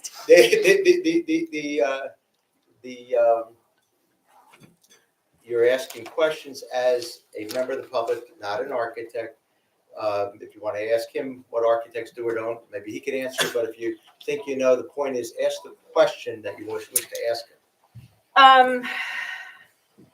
from a design perspective, directionally, I guess I know the answer to that because I went to Well, design ask school, sorry. the question of the gentleman. He's So I testifying. can't, okay, so it's not your concern how the building's lit up, like, for example, how the beautiful stained glass windows are lit up? It's not your concern? It's not my professional concern, no. Thank you. I probably one more question, 'cause we almost done. I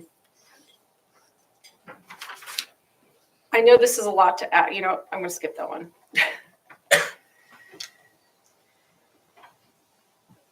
Do you guys have a Google Earth image from April 2024 that shows the trees that were in existence before some of them were cut down during the demolition? And I'm sorry, the date was April what? Well, I'm assuming, I think that, No, I just April said 24th, I said. April 24th of April, no, April 2024. I was just giving it a April month, yes, a month and a 2024. year range. Thank you. April 2024 was all I asked. Thank you. Please, I do not, no. Okay, next one.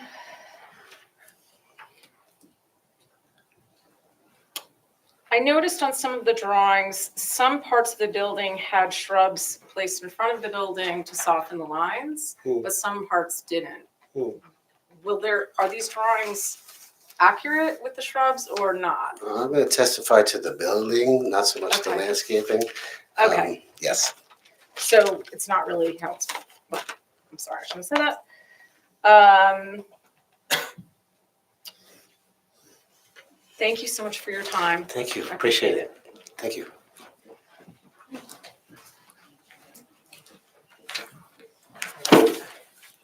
Jean Pasternak, 342 Hobart Avenue. Hello. I have a couple follow-up questions from some things that were already asked, but just to clarify. The A7 sheet 3, is it possible that the units that were depicted on the roof are relatively smaller than what they will be in actuality? To me, they looked small compared to the size of the building based on how you described them. you're asking if they're accurate to In your scale or estimation. if they're going to be. Yes. In our estimation preliminary study, yes. So that depiction Yes. is, in your estimation, accurate? Accurate. Okay, thank you. And as a follow-up to Jorge's questions about sustainability standards, was there ever a conversation or consideration for solar-covered parking lot? No. Okay, but you did say that you would be interested in maybe looking at that in the future? Me personally, I'd be interested, but I couldn't answer for my client. Okay, so there's been no conversation about that? No. Okay.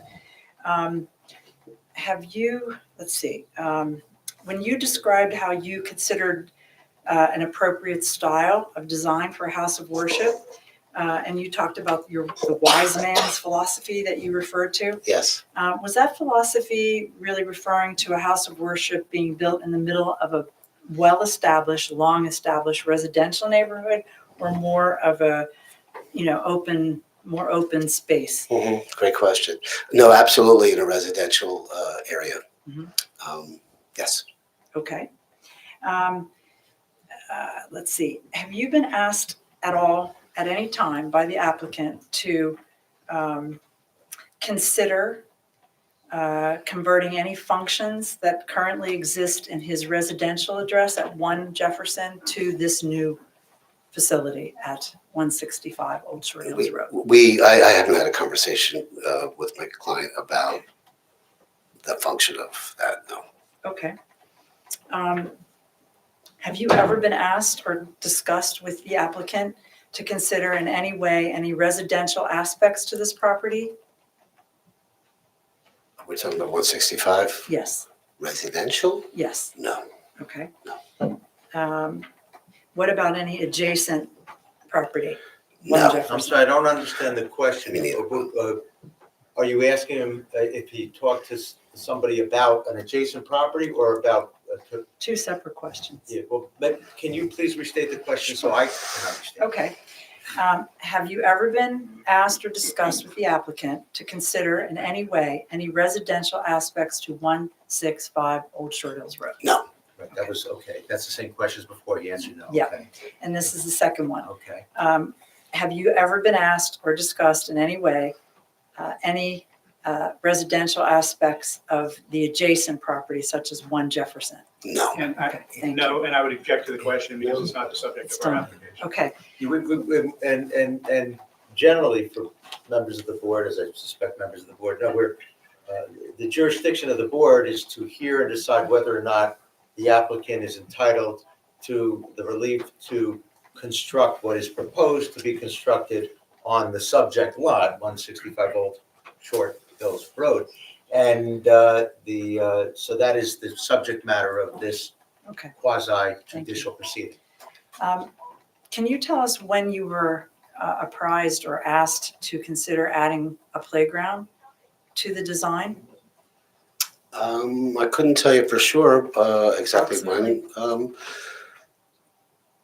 Me as an architect, I wasn't asked at all to design an exterior playground. No, that would, That my wasn't responsibility ever- was the building. So even from the beginning, middle, current? No. You weren't, okay. At what point in your engagement discussions and drawing up your contract or whatever, as an architect for the project, were you aware that the building would include a preschool or daycare or whatever it's being called? Yes. When? When we established what the program of the building would be. So It's at the for me very to, beginning? yeah, for me to design the structure, yeah, I needed to know the program. Part of the program was the early childhood development, which is integral. So that was your first discussions with your applicant? Sure, if I may, the timeline of when he was apprised of what the various aspects of the program would be and how many months ago he started thinking about incorporating that into the plans that ultimately found their way to the board, I don't feel is relevant. My advice is that I don't know that it's relevant to get to that specificity. If you're asking him, when, at the early stages, if that was his understanding, maybe that's what he can answer. It was early. It was, when we were trying to design the building, we needed to know the program. Okay. In your professional opinion, based on your design and understanding of the functions that will, as you just described, that will take place and that you needed to know before designing the building, would you say that this is mainly a school? No. Okay. Thank you.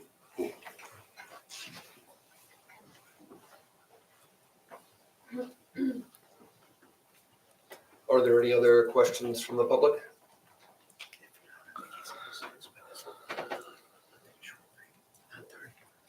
Before that, are there any follow-up questions from the board? Yes. Can I just ask, the elevation, the page that's the elevation, I don't know what the number is, but it has the east-west, north and south Yes. elevation. On Exhibit A7. On Exhibit A7. When you're looking at the west elevation, it looks like and the east elevation, there's a gray bar above the building, on the top of the building. You referring to this? Yes. Yes, that is our screening for our mechanical. So it's gonna be that visible? Well, that's what I tried to testify to, is that two-dimensionally on this flat drawing, that's not reality, because you never see a building, you never could be far enough back to see it flat, right? But as an architect, that's one of the drawings we have to do. So that's why I try to do the three-dimensional perspective with this rooftop screening to show that you don't see it.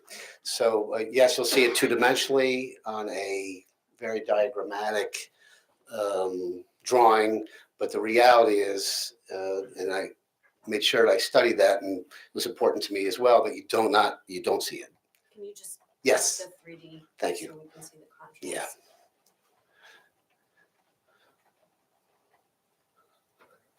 So these four perspectives, different vantage points around the building with the same exact screening and mechanical system on the roof, it's not visible. Okay, so another question is, I know you said that the material for this, what goes around the mechanicals is gonna be metal. Is there a way to make that material more green? Green like energy, Yeah, or just more ecologically friendly than metal? ecologically green? Don't know. Is that something you could look into? Yeah. Absolutely. I have a question about sorry. No. This new concept about a rainwater catching system. Yes. Is that necessary for the mikvah? I believe so. I haven't gotten quite into the details how it gets captured, but From a religious standpoint, do you know the answer to that question? I do not. Okay, so let's assume that we're gonna have a rain catching system. Yes. Do you, based on your experience, do you know traditionally how? No, wait. Well, I'd like to give you an accurate answer to your question, and that can be provided by the rabbi. Okay. And he's more than happy to answer that question, and I'll just remind him that he remains under oath. And he can come up now to ask us? Yes, he can. Okay, yeah. Could you Yes. also explain for those of us that don't know what a mikvah is? I think we'd all benefit, those of us that Yeah, don't. mikveh is like a spa. Wait up, sorry, you gotta come to the mic and, just again, your name and your testifying as fact witness. Yes, yes, Rabbi Bogomilsky, I'm a fact witness, yes. A mikveh is a spa. It's roughly between 6 by 6 feet, and it's filtered, heated water, like a spa, like an indoor spa. The rainwater would come off the gutters. There's no collection. Just the gutters, regular gutters that are there already. There's no separate system on the Okay, roof. so there isn't any additional. No, the thing point, on the roof. the actual point of the mikveh is it should be naturally flowing off the roof and not collected. So it would be important not to have a collection system. Okay, thank you. In other words, it gets collected in a site-built basin. That's the first time it's collected. Until that time, it's quote-unquote rainwater. Once it's collected in a stored container, it's drawn water or well water. It's not rainwater. Oh, if I may ask Sure. a clarifying question, I apologize if I'm wrong, but just my own curiosity and it might be relevant. You've described what it is. Am I correct to understand that it is, in a sense, from a religious perspective, a type of, for lack of a better term, ritual bath? You can call it a ritual bath. It's by the way used only after hours when the the rest of the building is not in Is there a religious use. significance to it, I guess is what I'm asking. It's a very important religious ritual. Yes. Thank you. So just to be clear, it's like some sort And the of. baptistry. I mean, for those who ever attended Catholic or whatever, it's similar to a baptismal font, which is usually actually a site, not a site built, but a fiberglass something brought into the building. But this would be actually site built, so it's similar. I mean, the concept of a baptismal font actually comes from the mikvah. It's a biblically mandated Leviticus 15. Anybody could look it up. It's right there in the Bible, and talks about mikvah. So the concept, all those concepts of immersing in water flow from that chapter, Leviticus 15. Okay,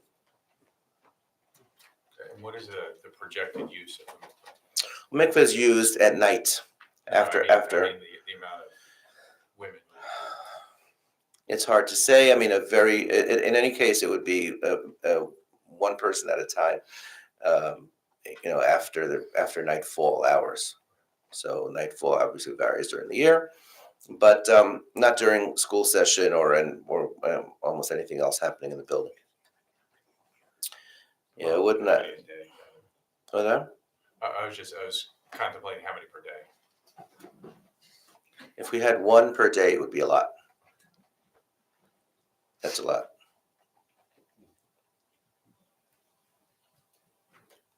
Thank you, Rabbi. Rabbi Allison? Yeah, going back, you showed us We are. You showed us the 3D renderings. Yes. Correct? Those, again, clarification were from the ground level. Yes. Looking up. Yes. But I just want clarification. Once you give us the other, you'll be able to do more of a height kind of. Yeah, I wonder, I guess, go ahead, Michael. We will do our best to give you an accurate depiction of what that will look like off-site. I can't guarantee at this time that we're going to get some sort of crane to, hold a camera at 2 stories above the ground or anything of that nature, but we will do our best to give a depiction of what that will look like. And just so I'm clear, so the expectation is not just ground level, but either at a quote-unquote first floor or second floor, or I should say second floor level or something of the, or a window on a second floor of a residential home, is that? I don't know, I can't promise at this time that we can do that. Right. But I feel comfortable with the canopy of the trees and how it's cited that it's not an issue in terms of visual and or noise. Yeah. So just for clarification of these questions is because we don't have a new landscaping plan. We don't have age-appropriate trees showing to us. So Right, that'll get again, more this is for clarity. the public to see from there. And also, could we request that the same distance be required from the building, so from the road or from properties adjoining? I think at the end of the day, I would ask the board to recognize that there's no obligation on the part of this applicant or any applicant to construct a structure that is invisible from off-site, whether it's in a residential zone, a non-residential zone, whether it's commercial use, whether it's residential use. Not only is that not a requirement, it's not a reasonable expectation. So we should not be required to bend over backwards and produce several exhibits to demonstrate compliance with something that's not required of us or should reasonably be required of us or any other applicant. If I may, on behalf of the board, and the board will correct me if I'm wrong, I don't know that the board, and I frankly don't believe that's what the board is requesting of the applicant. If I understand correctly, what the board is requesting of the applicant, if a majority of the board is requesting this, and I'll assume unless I'm told otherwise by a majority of the board, and you don't have to agree or do it. But I believe the request is that when the finalization is done of the plan, so that a more, as was testified by the architect, accurate rendering from even a ground level view can be provided. I think the request was, can you also give as accurate a rendering from a view higher than the ground level? Maybe it would be a second story window view. In my experience, generally, those types of views are more than rarely provided, but every application is different. But at least in my opinion, that's a reasonable request of the board. But if I understand the request correctly from a majority of the board, and certainly I haven't heard a majority of the board tell me I'm wrong, that would be, I think, what is being requested. In my opinion, it's reasonable. Applicant will decide what, if and when, and what it produces. So, and you don't have to bind yourself now, but feel free to do so if you wish. I mean, the board's certainly free to request information, and we'll confer and we'll determine what, is reasonable for us to try to present to meet those requests. For the reasons I already presented, though, I would point out that it should not be held against the applicant if, for whatever reason, it should just determine that either can't or shouldn't be required to or doesn't wish to provide that additional information with regard to which it doesn't have to demonstrate compliance. Let's see if it's provided. Let's see what all the evidence is, and the board will decide based on the evidence and the legal standards and parameters. So, but I think we understand that it's a TBD, as they say nowadays, to be determined. Can I just ask a question? Because you're building a school, does the state of New Jersey have any requirements for your plans to be approved by something other than? I believe so, for the daycare. The early childhood portion of it, it would most likely need approval. Has that, And- have you had that approval? No. And if I may, to dovetail off the question, Mr. Chairman, is there, and this is of applicant's counsel, might there be an additional layer of developmental review at the state level for the daycare component? Or would that only apply perhaps to a sole daycare use as opposed to a daycare that's a part of a house of worship? To be honest, Mr. Warner, I don't know the answer to that question. I'm not familiar with the regulatory or licensing requirements at the state level with regard to that specific use. In particular, I'm referring to MLUL 66.2, if I recall correctly. I might be off. But maybe that's something that the applicant can look into. Isn't that the section that has to do with whether or not you have to include square footage that's devoted to on-site daycare use for purposes of lot coverage and parking and that sort of thing? So that, maybe I misunderstood your question. I yeah, don't no, do that. but then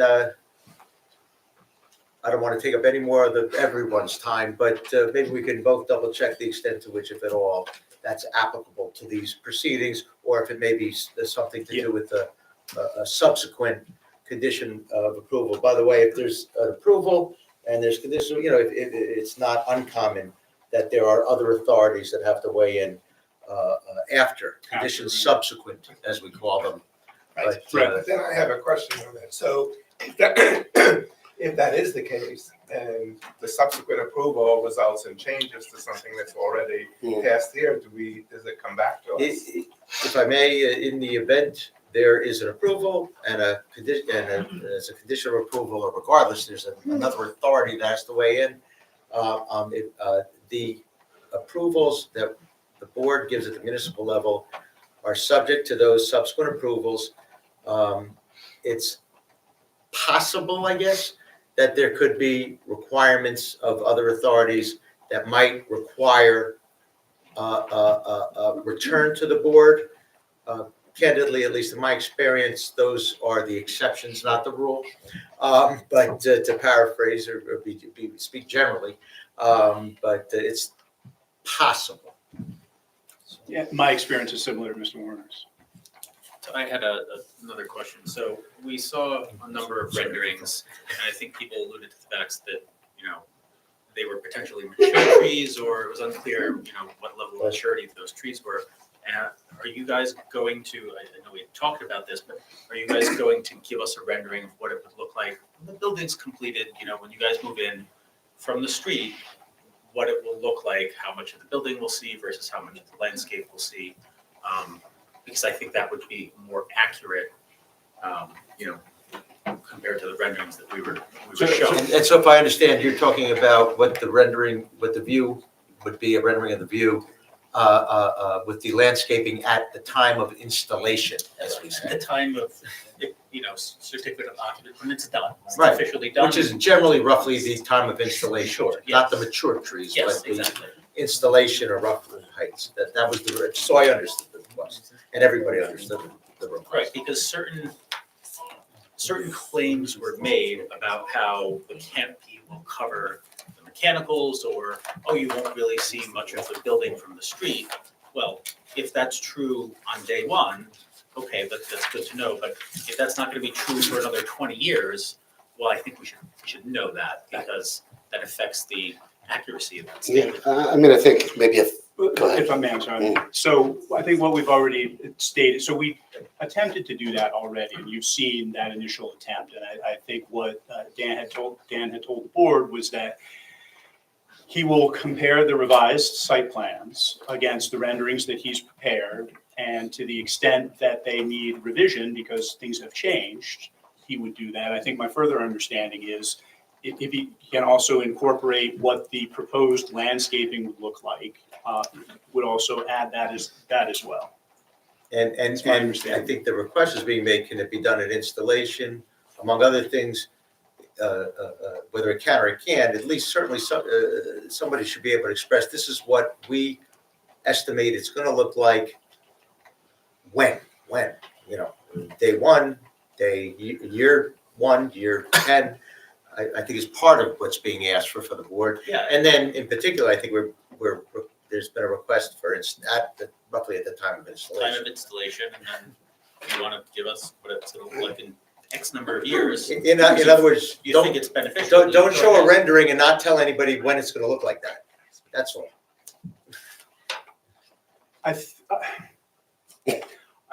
What we will do, we've heard the board's request, similar to the other request. We've heard it, we understand it. We'll make a determination as to what we feel we need to show the board in order to carry our burden of proof. Sure. We've heard what you've asked for. No, And that's I fine. can't promise you, standing here, what that ultimately will be. Understood. I think the board understands that, and that's fine. Most importantly, if there's, in fairness to the applicant, if a board has an interest, it's important for the applicant to know what it is and everybody to understand what it is, and then the applicant will proceed accordingly.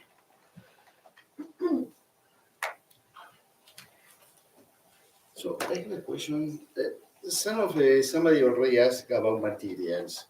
And I was looking here at the checklist for the planning board submission, and it's requested here elevations with material dimension and signage.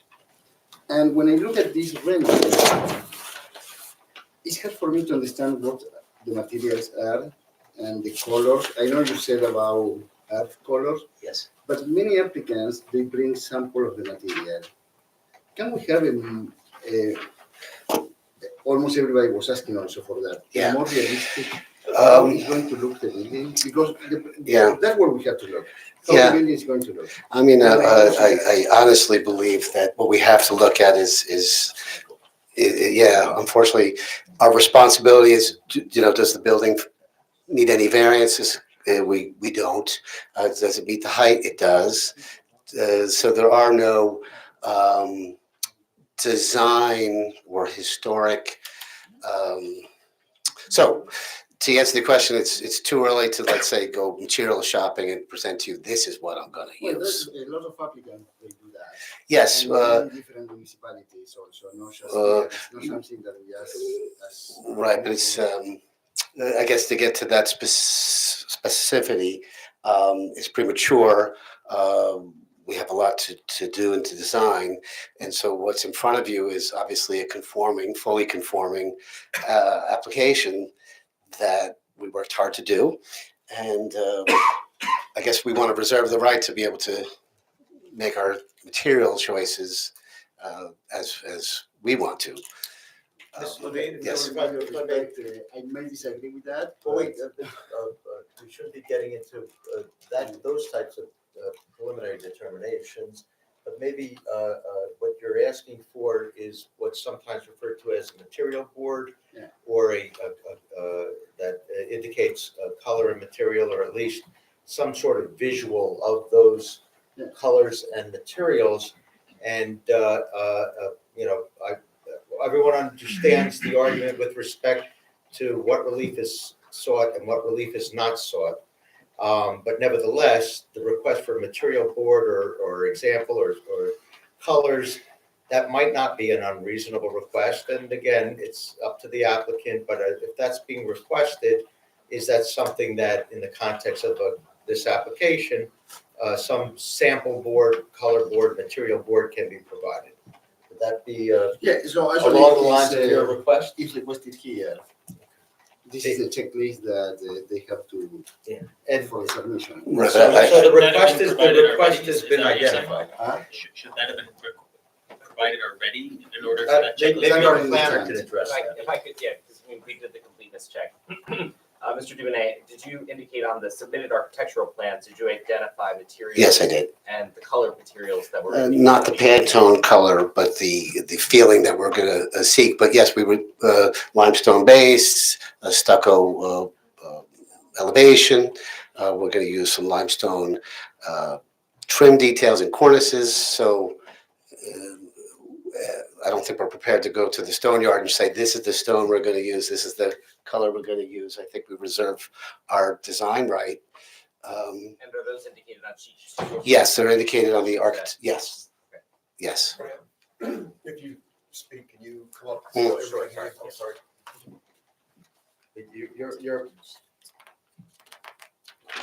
Was the checklist deemed satisfied It was deemed complete, yes. by, and I didn't give Mr. Levine an opportunity to answer the request for a material board, color board, that was the request. Yeah, we've heard the request. We'll, part of our putting together our presentation, we understand the request and we'll provide what we feel is necessary. Understood. Can I just take that a step further? This board is to ensure residential development and additions to existing homes are compatible with the prevailing neighborhood context.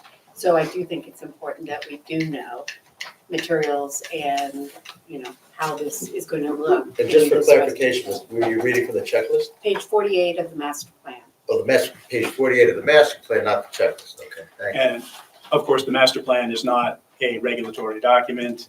And I mean, we testified as to the materials. I question the need for, would a people going to lay hands on the limestone to get a sense of the I texture? understand the concern. Again, nobody's weighing in on whether it's required or not. No one's weighing.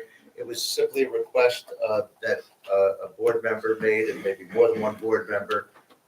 You've taken it under advisement. You'll present and we'll proceed. Very good, thanks. I think particularly because we have two different renderings here. One, the buildings look gray, and one, the buildings look more earth tone. And when you say limestone, I don't really know what you're referring to. So if there's any way that you could be a little more specific, and give us a better idea of what we're gonna be looking at on the building, it would be appreciated.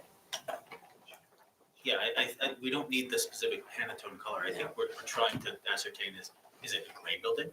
Is it a yellow building? Is it And a I brown wonder why building? that matters.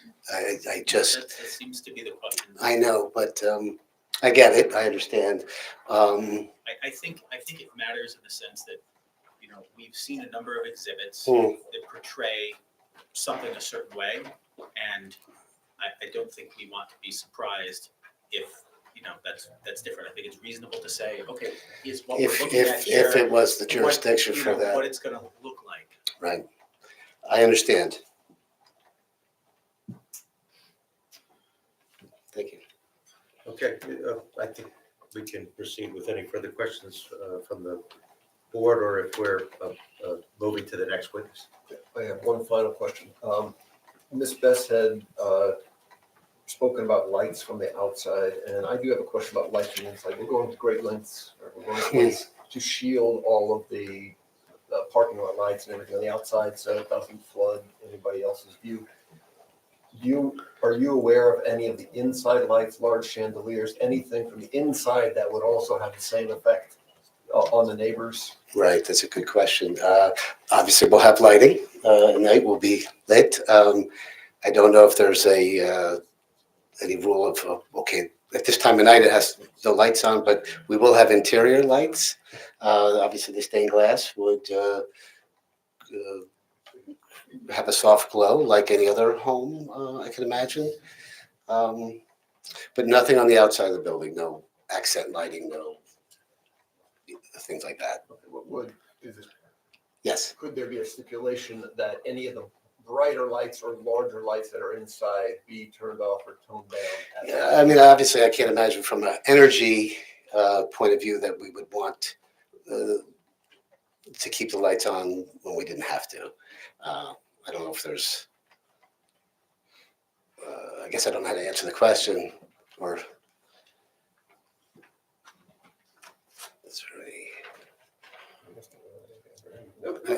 I guess, what's the question? Well, it may be more of an operations question. Is the applicant willing to take concern over emitting light after a certain hour or something that might be a nuisance to the neighbors? I guess seems presumably there should be some sort of distinction, I guess, as to whether or not, are you inquiring about when the building's unoccupied? Because I guess I wouldn't want some sort of condition or stipulation to kind of morph into an hours of operation restriction. You see my point? Yes. I I understand, and we've already agreed to not only shielding the lights, as you've mentioned, but also, that they would be dimmed and limited to just adjacent building security lighting after hours. Yeah, that's all the exterior. Yeah, I don't, as long as there's not some sort of active service activity going on inside the building, then of course would have to, comply with any applicable, general municipal ordinances with regards to hours of operations. As long as nothing like that's going on, I don't know why it would be unreasonable to have a similar restriction internally to the one that applies externally. So I guess that's a long way of saying, if that's what you're talking about, yes, I think that would be more than acceptable. Yes. Thank you. Thanks. Any other questions from the board? Would anybody be opposed to taking a quick 5-minute break?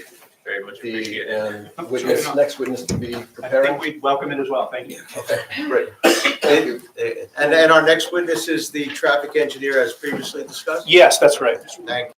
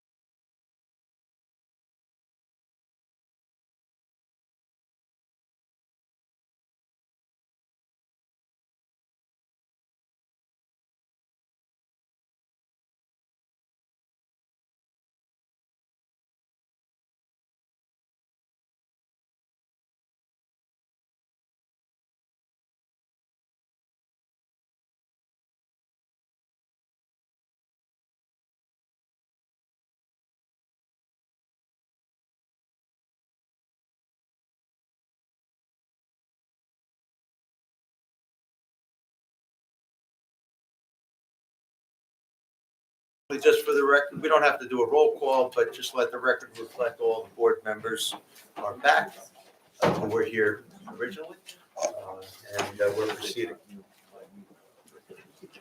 Mr. Levine, is your next witness ready? Yeah, absolutely.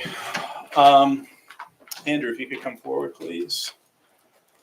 If you could just reintroduce yourself to the board. Absolutely. Andrew Vicio from Stonefield Engineering and Design. I am the applicant's traffic engineer. Pleasure to meet all the members that were just approved or appointed to the board. And does your applicable licensing remain current? Yes.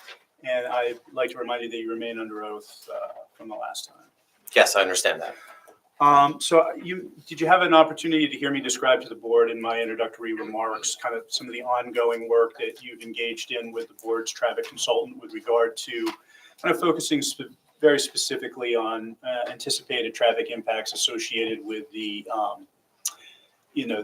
preschool / early childhood education program that's been described? Yes, I did hear that, understand it, and will make my best effort to provide an update to the board. Yeah, so if you could please do, just kind of take the board, if you would, from the last time that you provided testimony to kind of where we are now. Sure.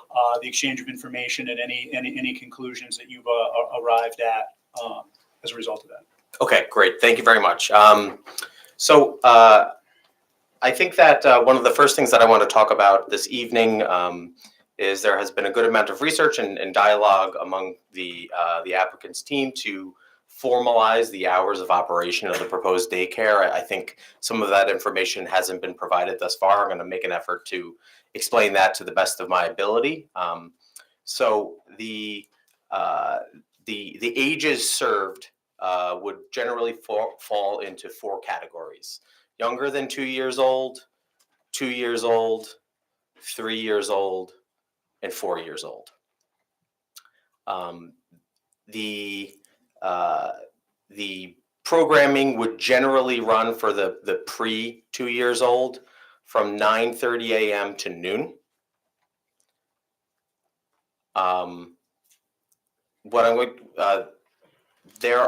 There will be early arrival permitted, not just for younger than 2 years, but for all of the ages that I'm going to talk about.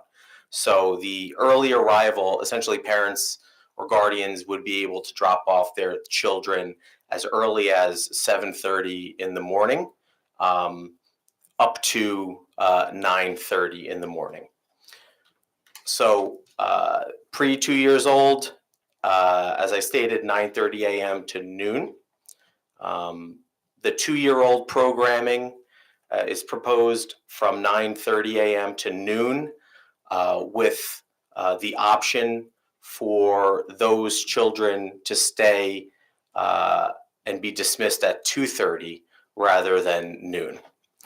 The same option is available for 3-year-olds and 4-year-olds, essentially 9:30 to I'll call it like a half day, 12 or 12:30, or the option to stay until 2:30.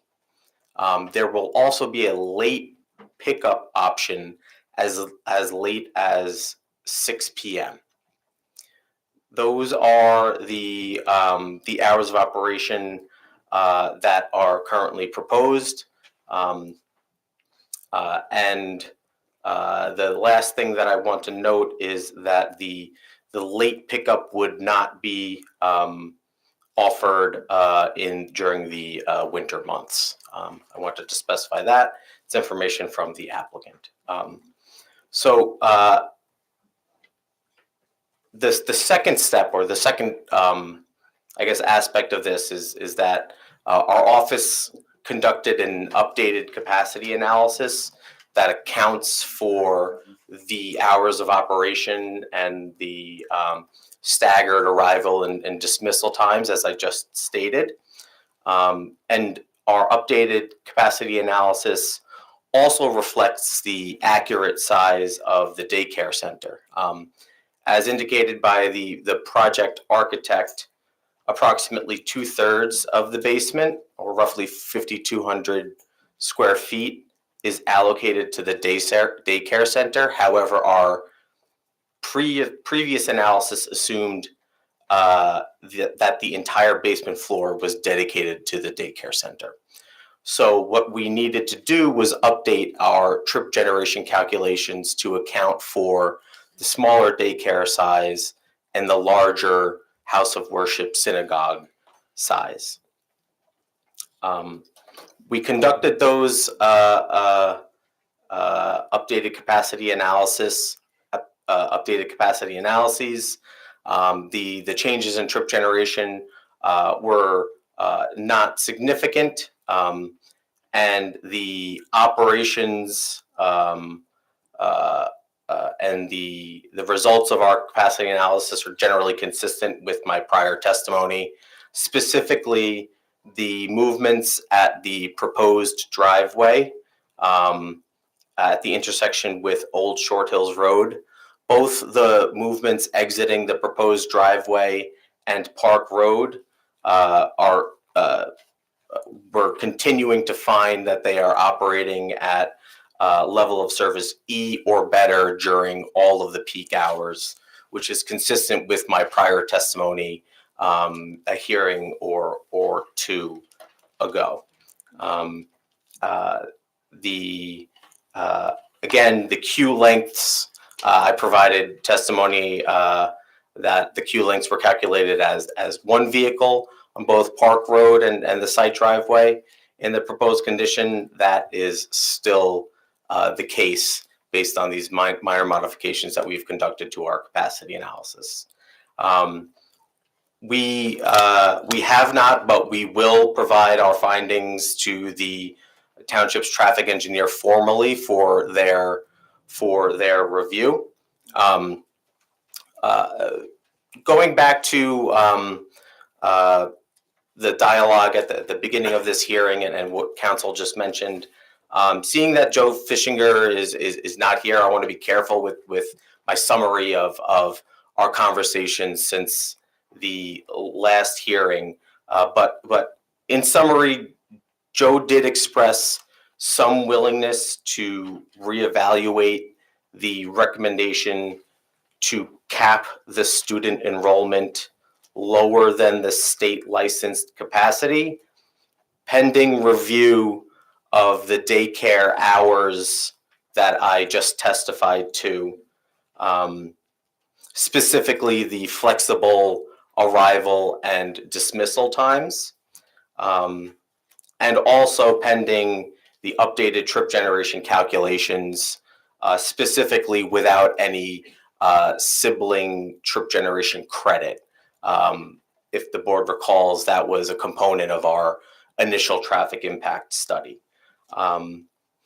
So with the hours of operation as proposed now established, we intend to provide Brightview Engineering with the updated analysis that I just testified to for their consideration. So essentially, what we have done is we've made an effort to prepare an analysis that accurately captures conditions in a scenario where the daycare enrollment is only limited to the state licensed capacity, not a lower capacity as has been discussed as a potential option in prior meetings.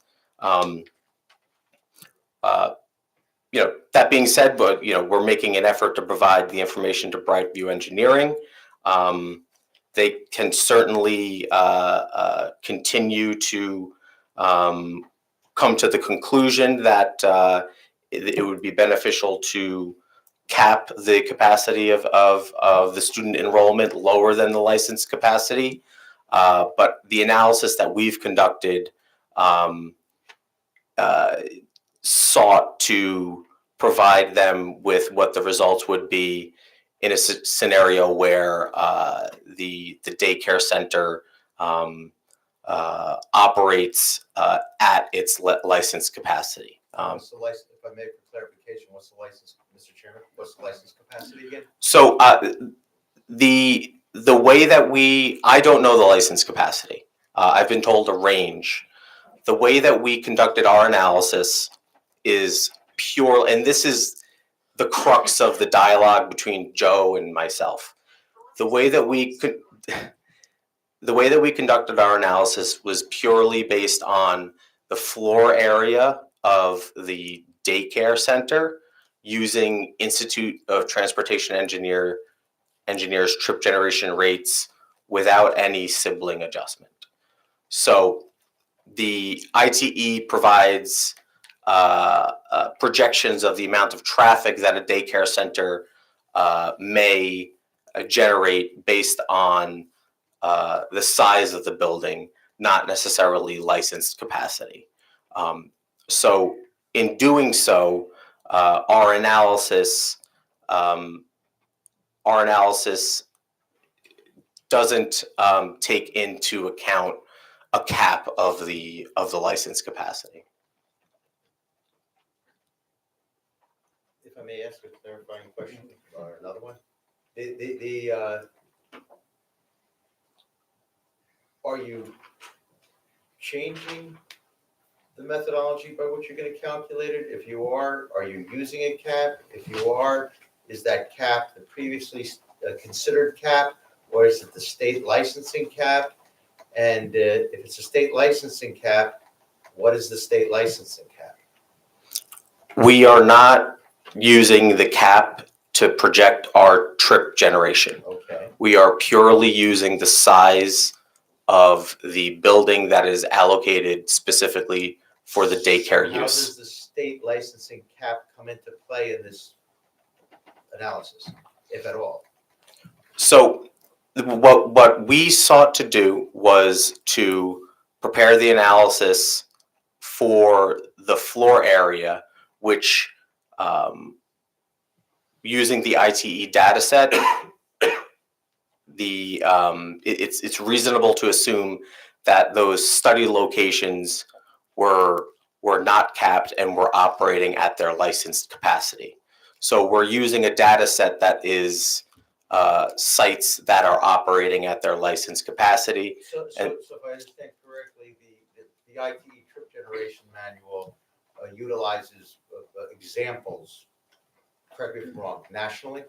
Correct. Okay, of classes of use, code by code, daycare, I guess is what we're referring to here? That is correct. Okay, as the code. And the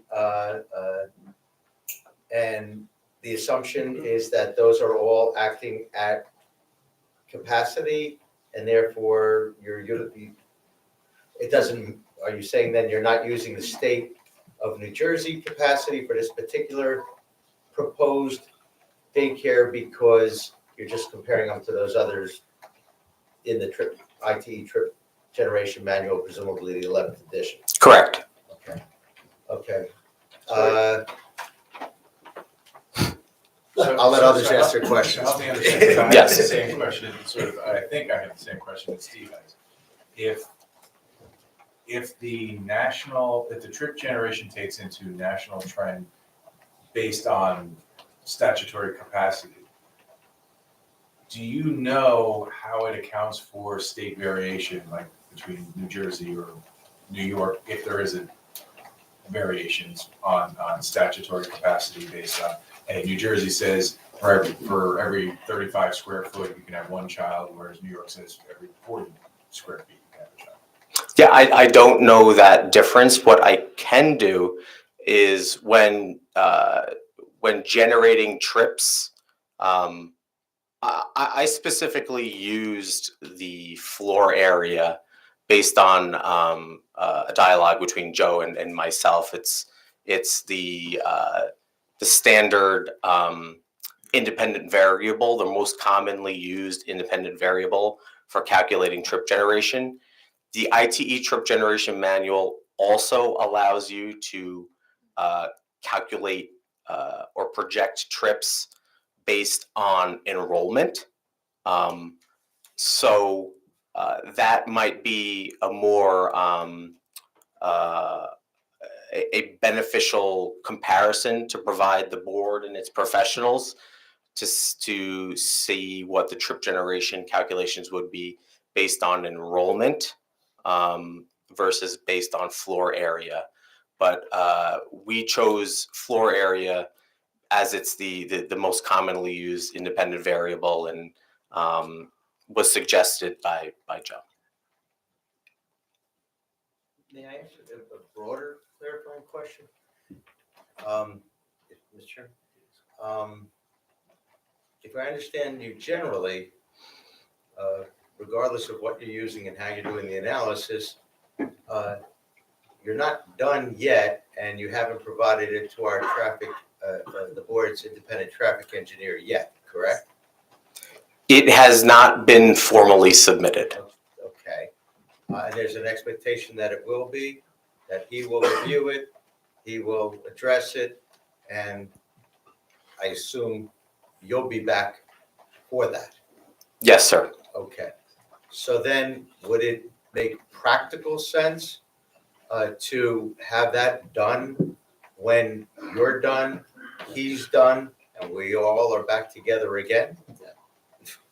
It makes sense to me, but I'll defer to council on the procedure.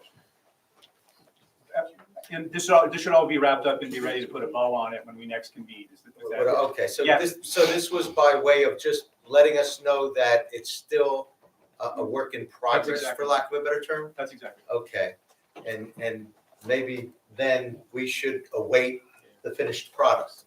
And everyone should await the finished product so that we know what we're dealing with when we address it in these proceedings. That said, there may be some issues or questions or concerns, and in particular, I happen to notice our traffic engineer, who's not Mr. Fishinger, but here for him this evening, anxious to speak, so I'll defer to the chair on that. Yeah, sure. So our office has had. And yet you do have to just, Sorry. you were sworn in already, but please Yes, just Greg- identify yourself. Greg Rapp, Brightview Engineering. So our office has had conversations with Andrew, and we've gone over the additional analysis that's needed. Right now, we're really not in a position to give any guidance. We will be issuing a report once we receive the information. We'll do our review, and we can discuss it at next meeting. Not surprised to hear that. Yep. Personally, I don't want to speak for anyone else. You just said, yeah. But that might reconfirm the logic of waiting for everybody to be done and then to have it presented. But I suspect the board appreciates the update, and the public may as well. But I don't know that we're at a point to necessarily begin interrogating something that we haven't seen yet, and nor has the professionals at least formed. And just to make sure so that we don't sort of have to come back to this again after the next time. When you do your analysis, you're going to do it based on a fit for purpose, meaning you're going to review his report based on your understanding that this is a religious institution with a school, with a nursery, taking into account national/New Jersey. Yeah, we're gonna make sure it gets treated like any other commercial daycare as well. Okay. Yep. Okay. So to sum it up, the professionals are still working. Okay. Yes, sir. Okay. And just a question. Yes, Chair. Whatever the final design condition is, it's like, is it the most stringent of the design conditions, or this is going to be specific just to the site? Like, for instance, if it's, you plan everything on gross floor area. Right. And say that's maximum amount of people I can get in here regardless of what my occupancy for the daycare necessarily is going to be licensed occupancy, right? Which, is it going to be the most stringent, or is it going to be sort of somewhere in between? It's going to be strictly based on Institute of Transportation Engineers, nationally accepted, industry accepted process for calculating trips. Which, if I understand Which is- correctly, is irrespective of the state of New Jersey's capacity, a cap, excuse me. That is correct, and that was an excellent question. And I think to address the potential for different states and jurisdictions to have different standards with respect to how they calculate license capacity, we will make sure to include a comparison of the trip generation based on floor area and based on enrollment, so that everyone can make informed decisions on the suitability of which one to use. All right, so you're covering all bases then. Trying to. Thank you. Mr. Chair, can I just kind of follow up with that? And the actual traffic studies that were done, are you taking what you already did, or will there be new traffic studies? So the traffic counts themselves, we are not conducting new traffic counts. What we are doing is updating the trip generation, and updating the hours that we are studying based on the programming of the daycare that was just recently established, and as I just testified to. So the hours that we study will fit and make sense relative to what I just testified to. Just a reminder that some of the dates that the traffic studies were done were around the holidays. And Board Member Yeah. Canfield, you're asking him, isn't that correct? Is that precisely, is that correct? I mean, we questioned some of the dates in which the traffic study was done. So I would like that to be clear on this report. Yes, we'll be very clear with when the traffic counts were collected. Traffic counts were collected in spring of 2024, and also 2 weeks prior to Thanksgiving, when we made an effort to count traffic specifically using Park Road. Those traffic counts were collected 2 weeks prior to Thanksgiving, and what we found was actually the counts from the fall along Old Short Hills Road, the traffic volumes were lower than what we counted in the spring. So in the last analysis that we submitted, and in this forthcoming analysis, we will use the higher of the two along Old Short Hills Road. And Mr. Chairman, if I could just procedurally, what I think would be appropriate is Andrew testified as to specifics with regard to operational hours and operational details he testified were provided to him by the applicant. But I think it would be appropriate procedurally if I just had the rabbi come up and directly, as being the one who would be responsible for operations at the site, to just briefly confirm for the record that those hours and operational details are in fact accurate, as opposed to you hearing them indirectly through Andrew. I think that sounds great. If you would please. Thank you. Yeah, so I do agree with what he said, and the reason I asked our attorney to make that comment, because the Friday, it's only on Fridays during the winter time that we would not be offering the late drop off, the late pickup. Other days, that means Monday, Tuesday, Wednesday, and Thursday, the late pickup would continue even during the winter months. So I wanted to make that clear to the board. So only Fridays, there won't be a late pickup in the winter. I suspect perhaps that would impact the Sabbath. The Sabbath, yeah, Fridays during the winter months, yeah. Thank you for that. Otherwise, I clarification. agree with his. Thank you for the confirmation and the clarification. Can you just clarify winter months, meaning like from October to Yeah, February? yeah. I mean, when sunset starts to get to be, we're talking about late pickup at 6 p.m. So when sunset starts to get much before, let's say 7, it's hard for our staff to stay there and get home in time.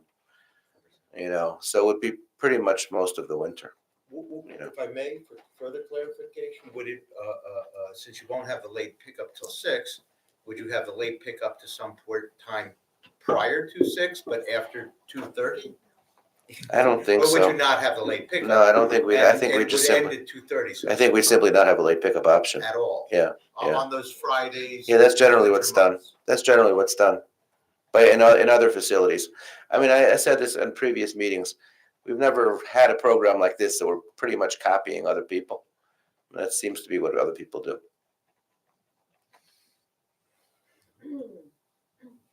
Okay. Thank you.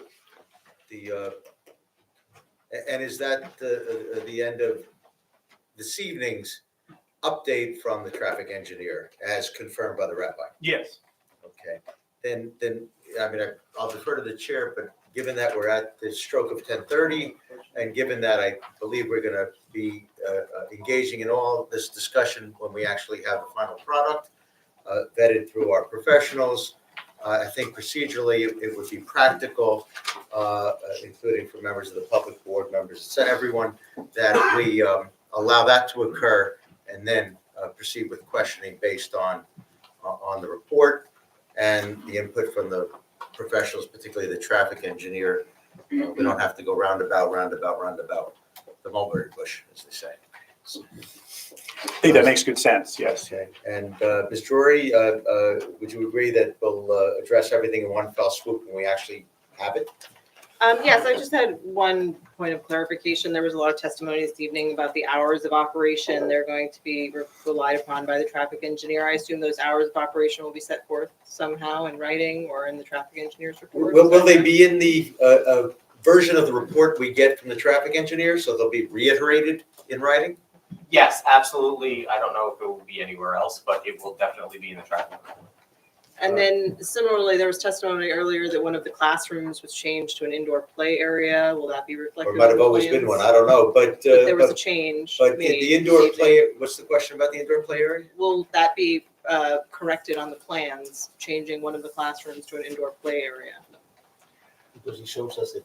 So, I mean, to the extent it needs to be corrected or clarified, I'll check with my client to make sure. I mean, I think it was initially anticipated to be a play area, and we'll just confirm that that's still the plan. If it's a play area, not a classroom, it'll be confirmed, and Because it'll be in it's- writing and on a plan, okay. Because it had to go to the occupancy and the number of children in the building. So, thank you.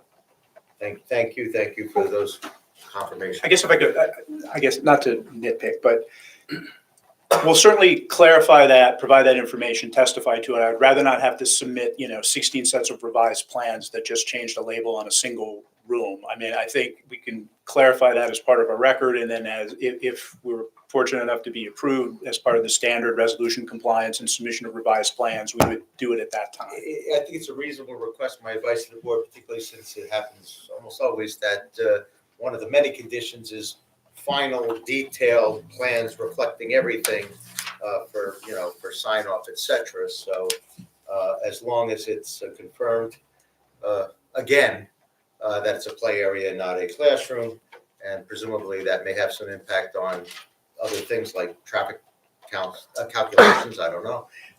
It'll all be clear, and ultimately that would be a condition of approval if there's an approval.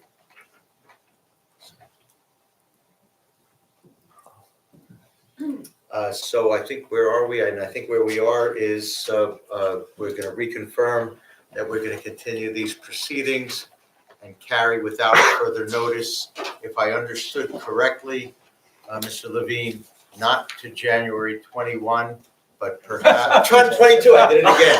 I thought that was a joke on your part. I tell so many bad jokes that even when I'm serious, it's I cried wolf. I guess. The January 22nd, help me. Are we able to carry this to February 5th? I'm not the keeper of the schedule on the pending applications and all. 6th is the day after the meeting. Right, when are we carrying this matter to? If not January 22nd, then February 5th. February 5th, and we're available to do that, our other pending applications, what have you, we can carry this to, we can hear this on February 5th. Is the expectation the night will be the entirety? Should we do traffic of the night, or I assume or so. for the time being? We should do as much as we possibly can. Suppose we do Tuesday, the next meeting.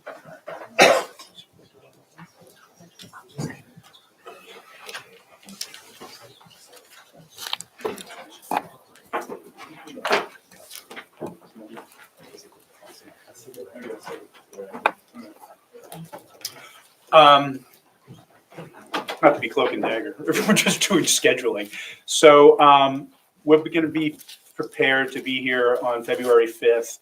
I think probably the big ticket item is going to be a review of the revised civil engineering drawings. And I think a lot of the other kind of supplemental testimony flows off of that. So we expect those plans will be submitted. They will have been submitted in advance. We're anticipating getting updated supplemental reports from the board's experts with regard to those revised plans. So I would expect that we would probably lead with the revised civil engineering drawings. Understood as first, okay. Yeah, and certainly want to cover as much care territory as we possibly can. And we've also discussed a small amount of supplemental testimony from our architect based on his updated renderings and what we determined to submit in support of our application. And then if time allows, there is also the loose end of the traffic.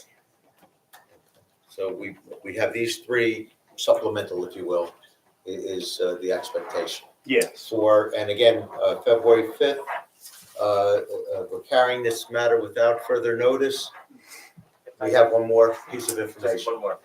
If I may, just in support of the applicant and just so that we are all prepared for the February 5th meeting date, the professionals, it would be good if we could get the plans by January 22nd from the applicant. That would give us a week. The civil to review. engineering. There would be updated revised plans, whatever they may be. And That will is- give us the benefit of a week to review those plans and prepare reports, and then the board a benefit of a week to review our reports in advance of the meeting. And It's just a request from. Same with the traffic. Same with the traffic and with those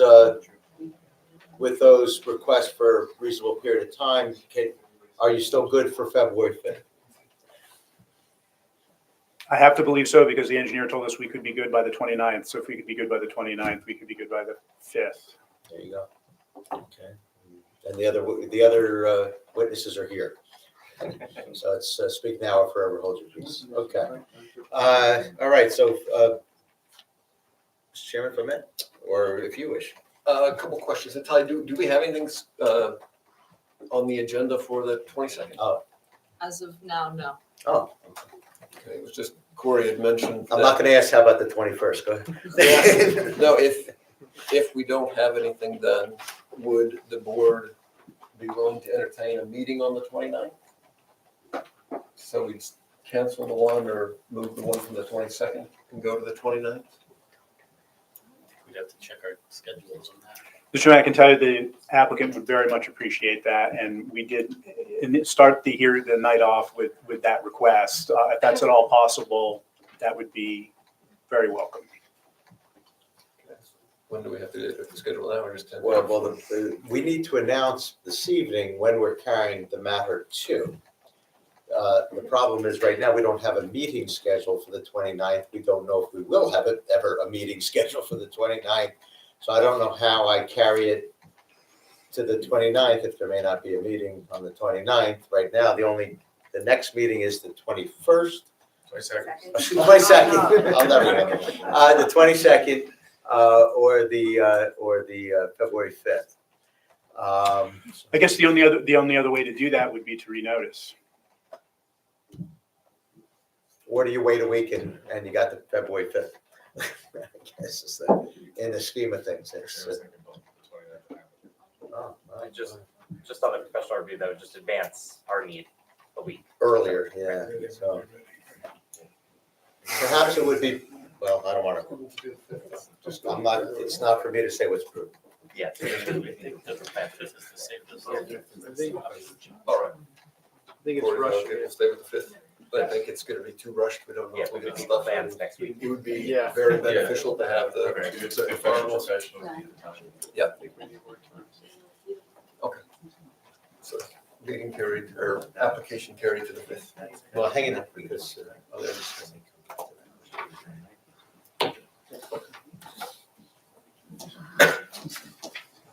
How about if the board got a new application, like, other than this, would they still have it on the 5th then? Or would you just cancel the 5th?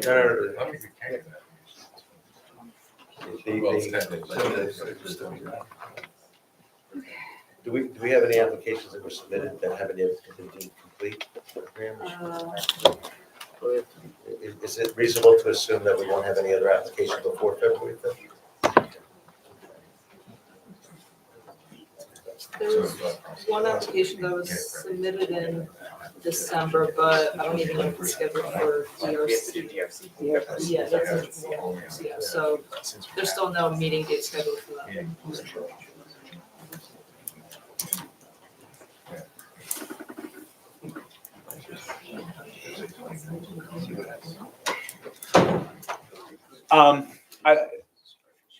Again, if the 29th is viable, we would be ready to provide substantial testimony on the 29th, including from, at the very least, our civil engineer and our architect.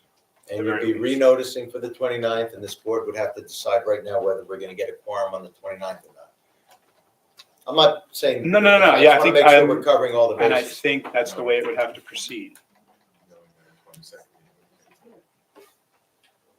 It's for the board to decide. Yeah, I thought you needed the report. Are you gonna be able to get stuff and all the information Yes. into We'll them? need the plans next week. Next week. Well, I'm assuming there's a 10-day rule, correct? So that'd be the 19th? For the statute. I mean, it just reduces the time that you all have spent as a preparing. The audience that you can see it. Right. Yeah, I don't think we should stick to the schedule. Yeah. I apologize, but yeah, I keep the fifth. So we're, so let's be clear and make the proper announcement. It's the 5th. Yes. And Without further oftentimes I notice. find this is the hardest part, frankly, but the scheduling. So now where we've landed is at the applicant's request, this matter is going to be carried without further notice. Don't let me say the wrong date, to February 5th at 7:30 p.m. at the same venue where we are this evening. Again, that's without further notice. So this is the notice to the public and the world that is when we will reconvene on this matter. So thank you. Thank you all very much. Have a good evening. Before we We have close an out. extension of time to February 6th. Yes, you do. Before we close out, I wanted to take a moment to offer condolences to the Steinberg family. Our friend Joe Steinberg passed away a couple weeks ago. He was a longstanding member of the community. He was on the planning board. He was on the zoning board. Really helped out all of us a lot, and we appreciated his effort, his time, his wisdom, his experience, everything that he brought to us. And I thank his family for the time that they gave us to share that, or for him to share that with us. I hope everybody will keep them in your thoughts and prayers in this time of mourning and healing. And sorry to end it on that note tonight, but thank you for letting me say that. Motion to adjourn? Yep, motion to adjourn, second by. Okay, you had it? Second by Frank. All right, meeting adjourned. I know we have a standing. Yeah. I think you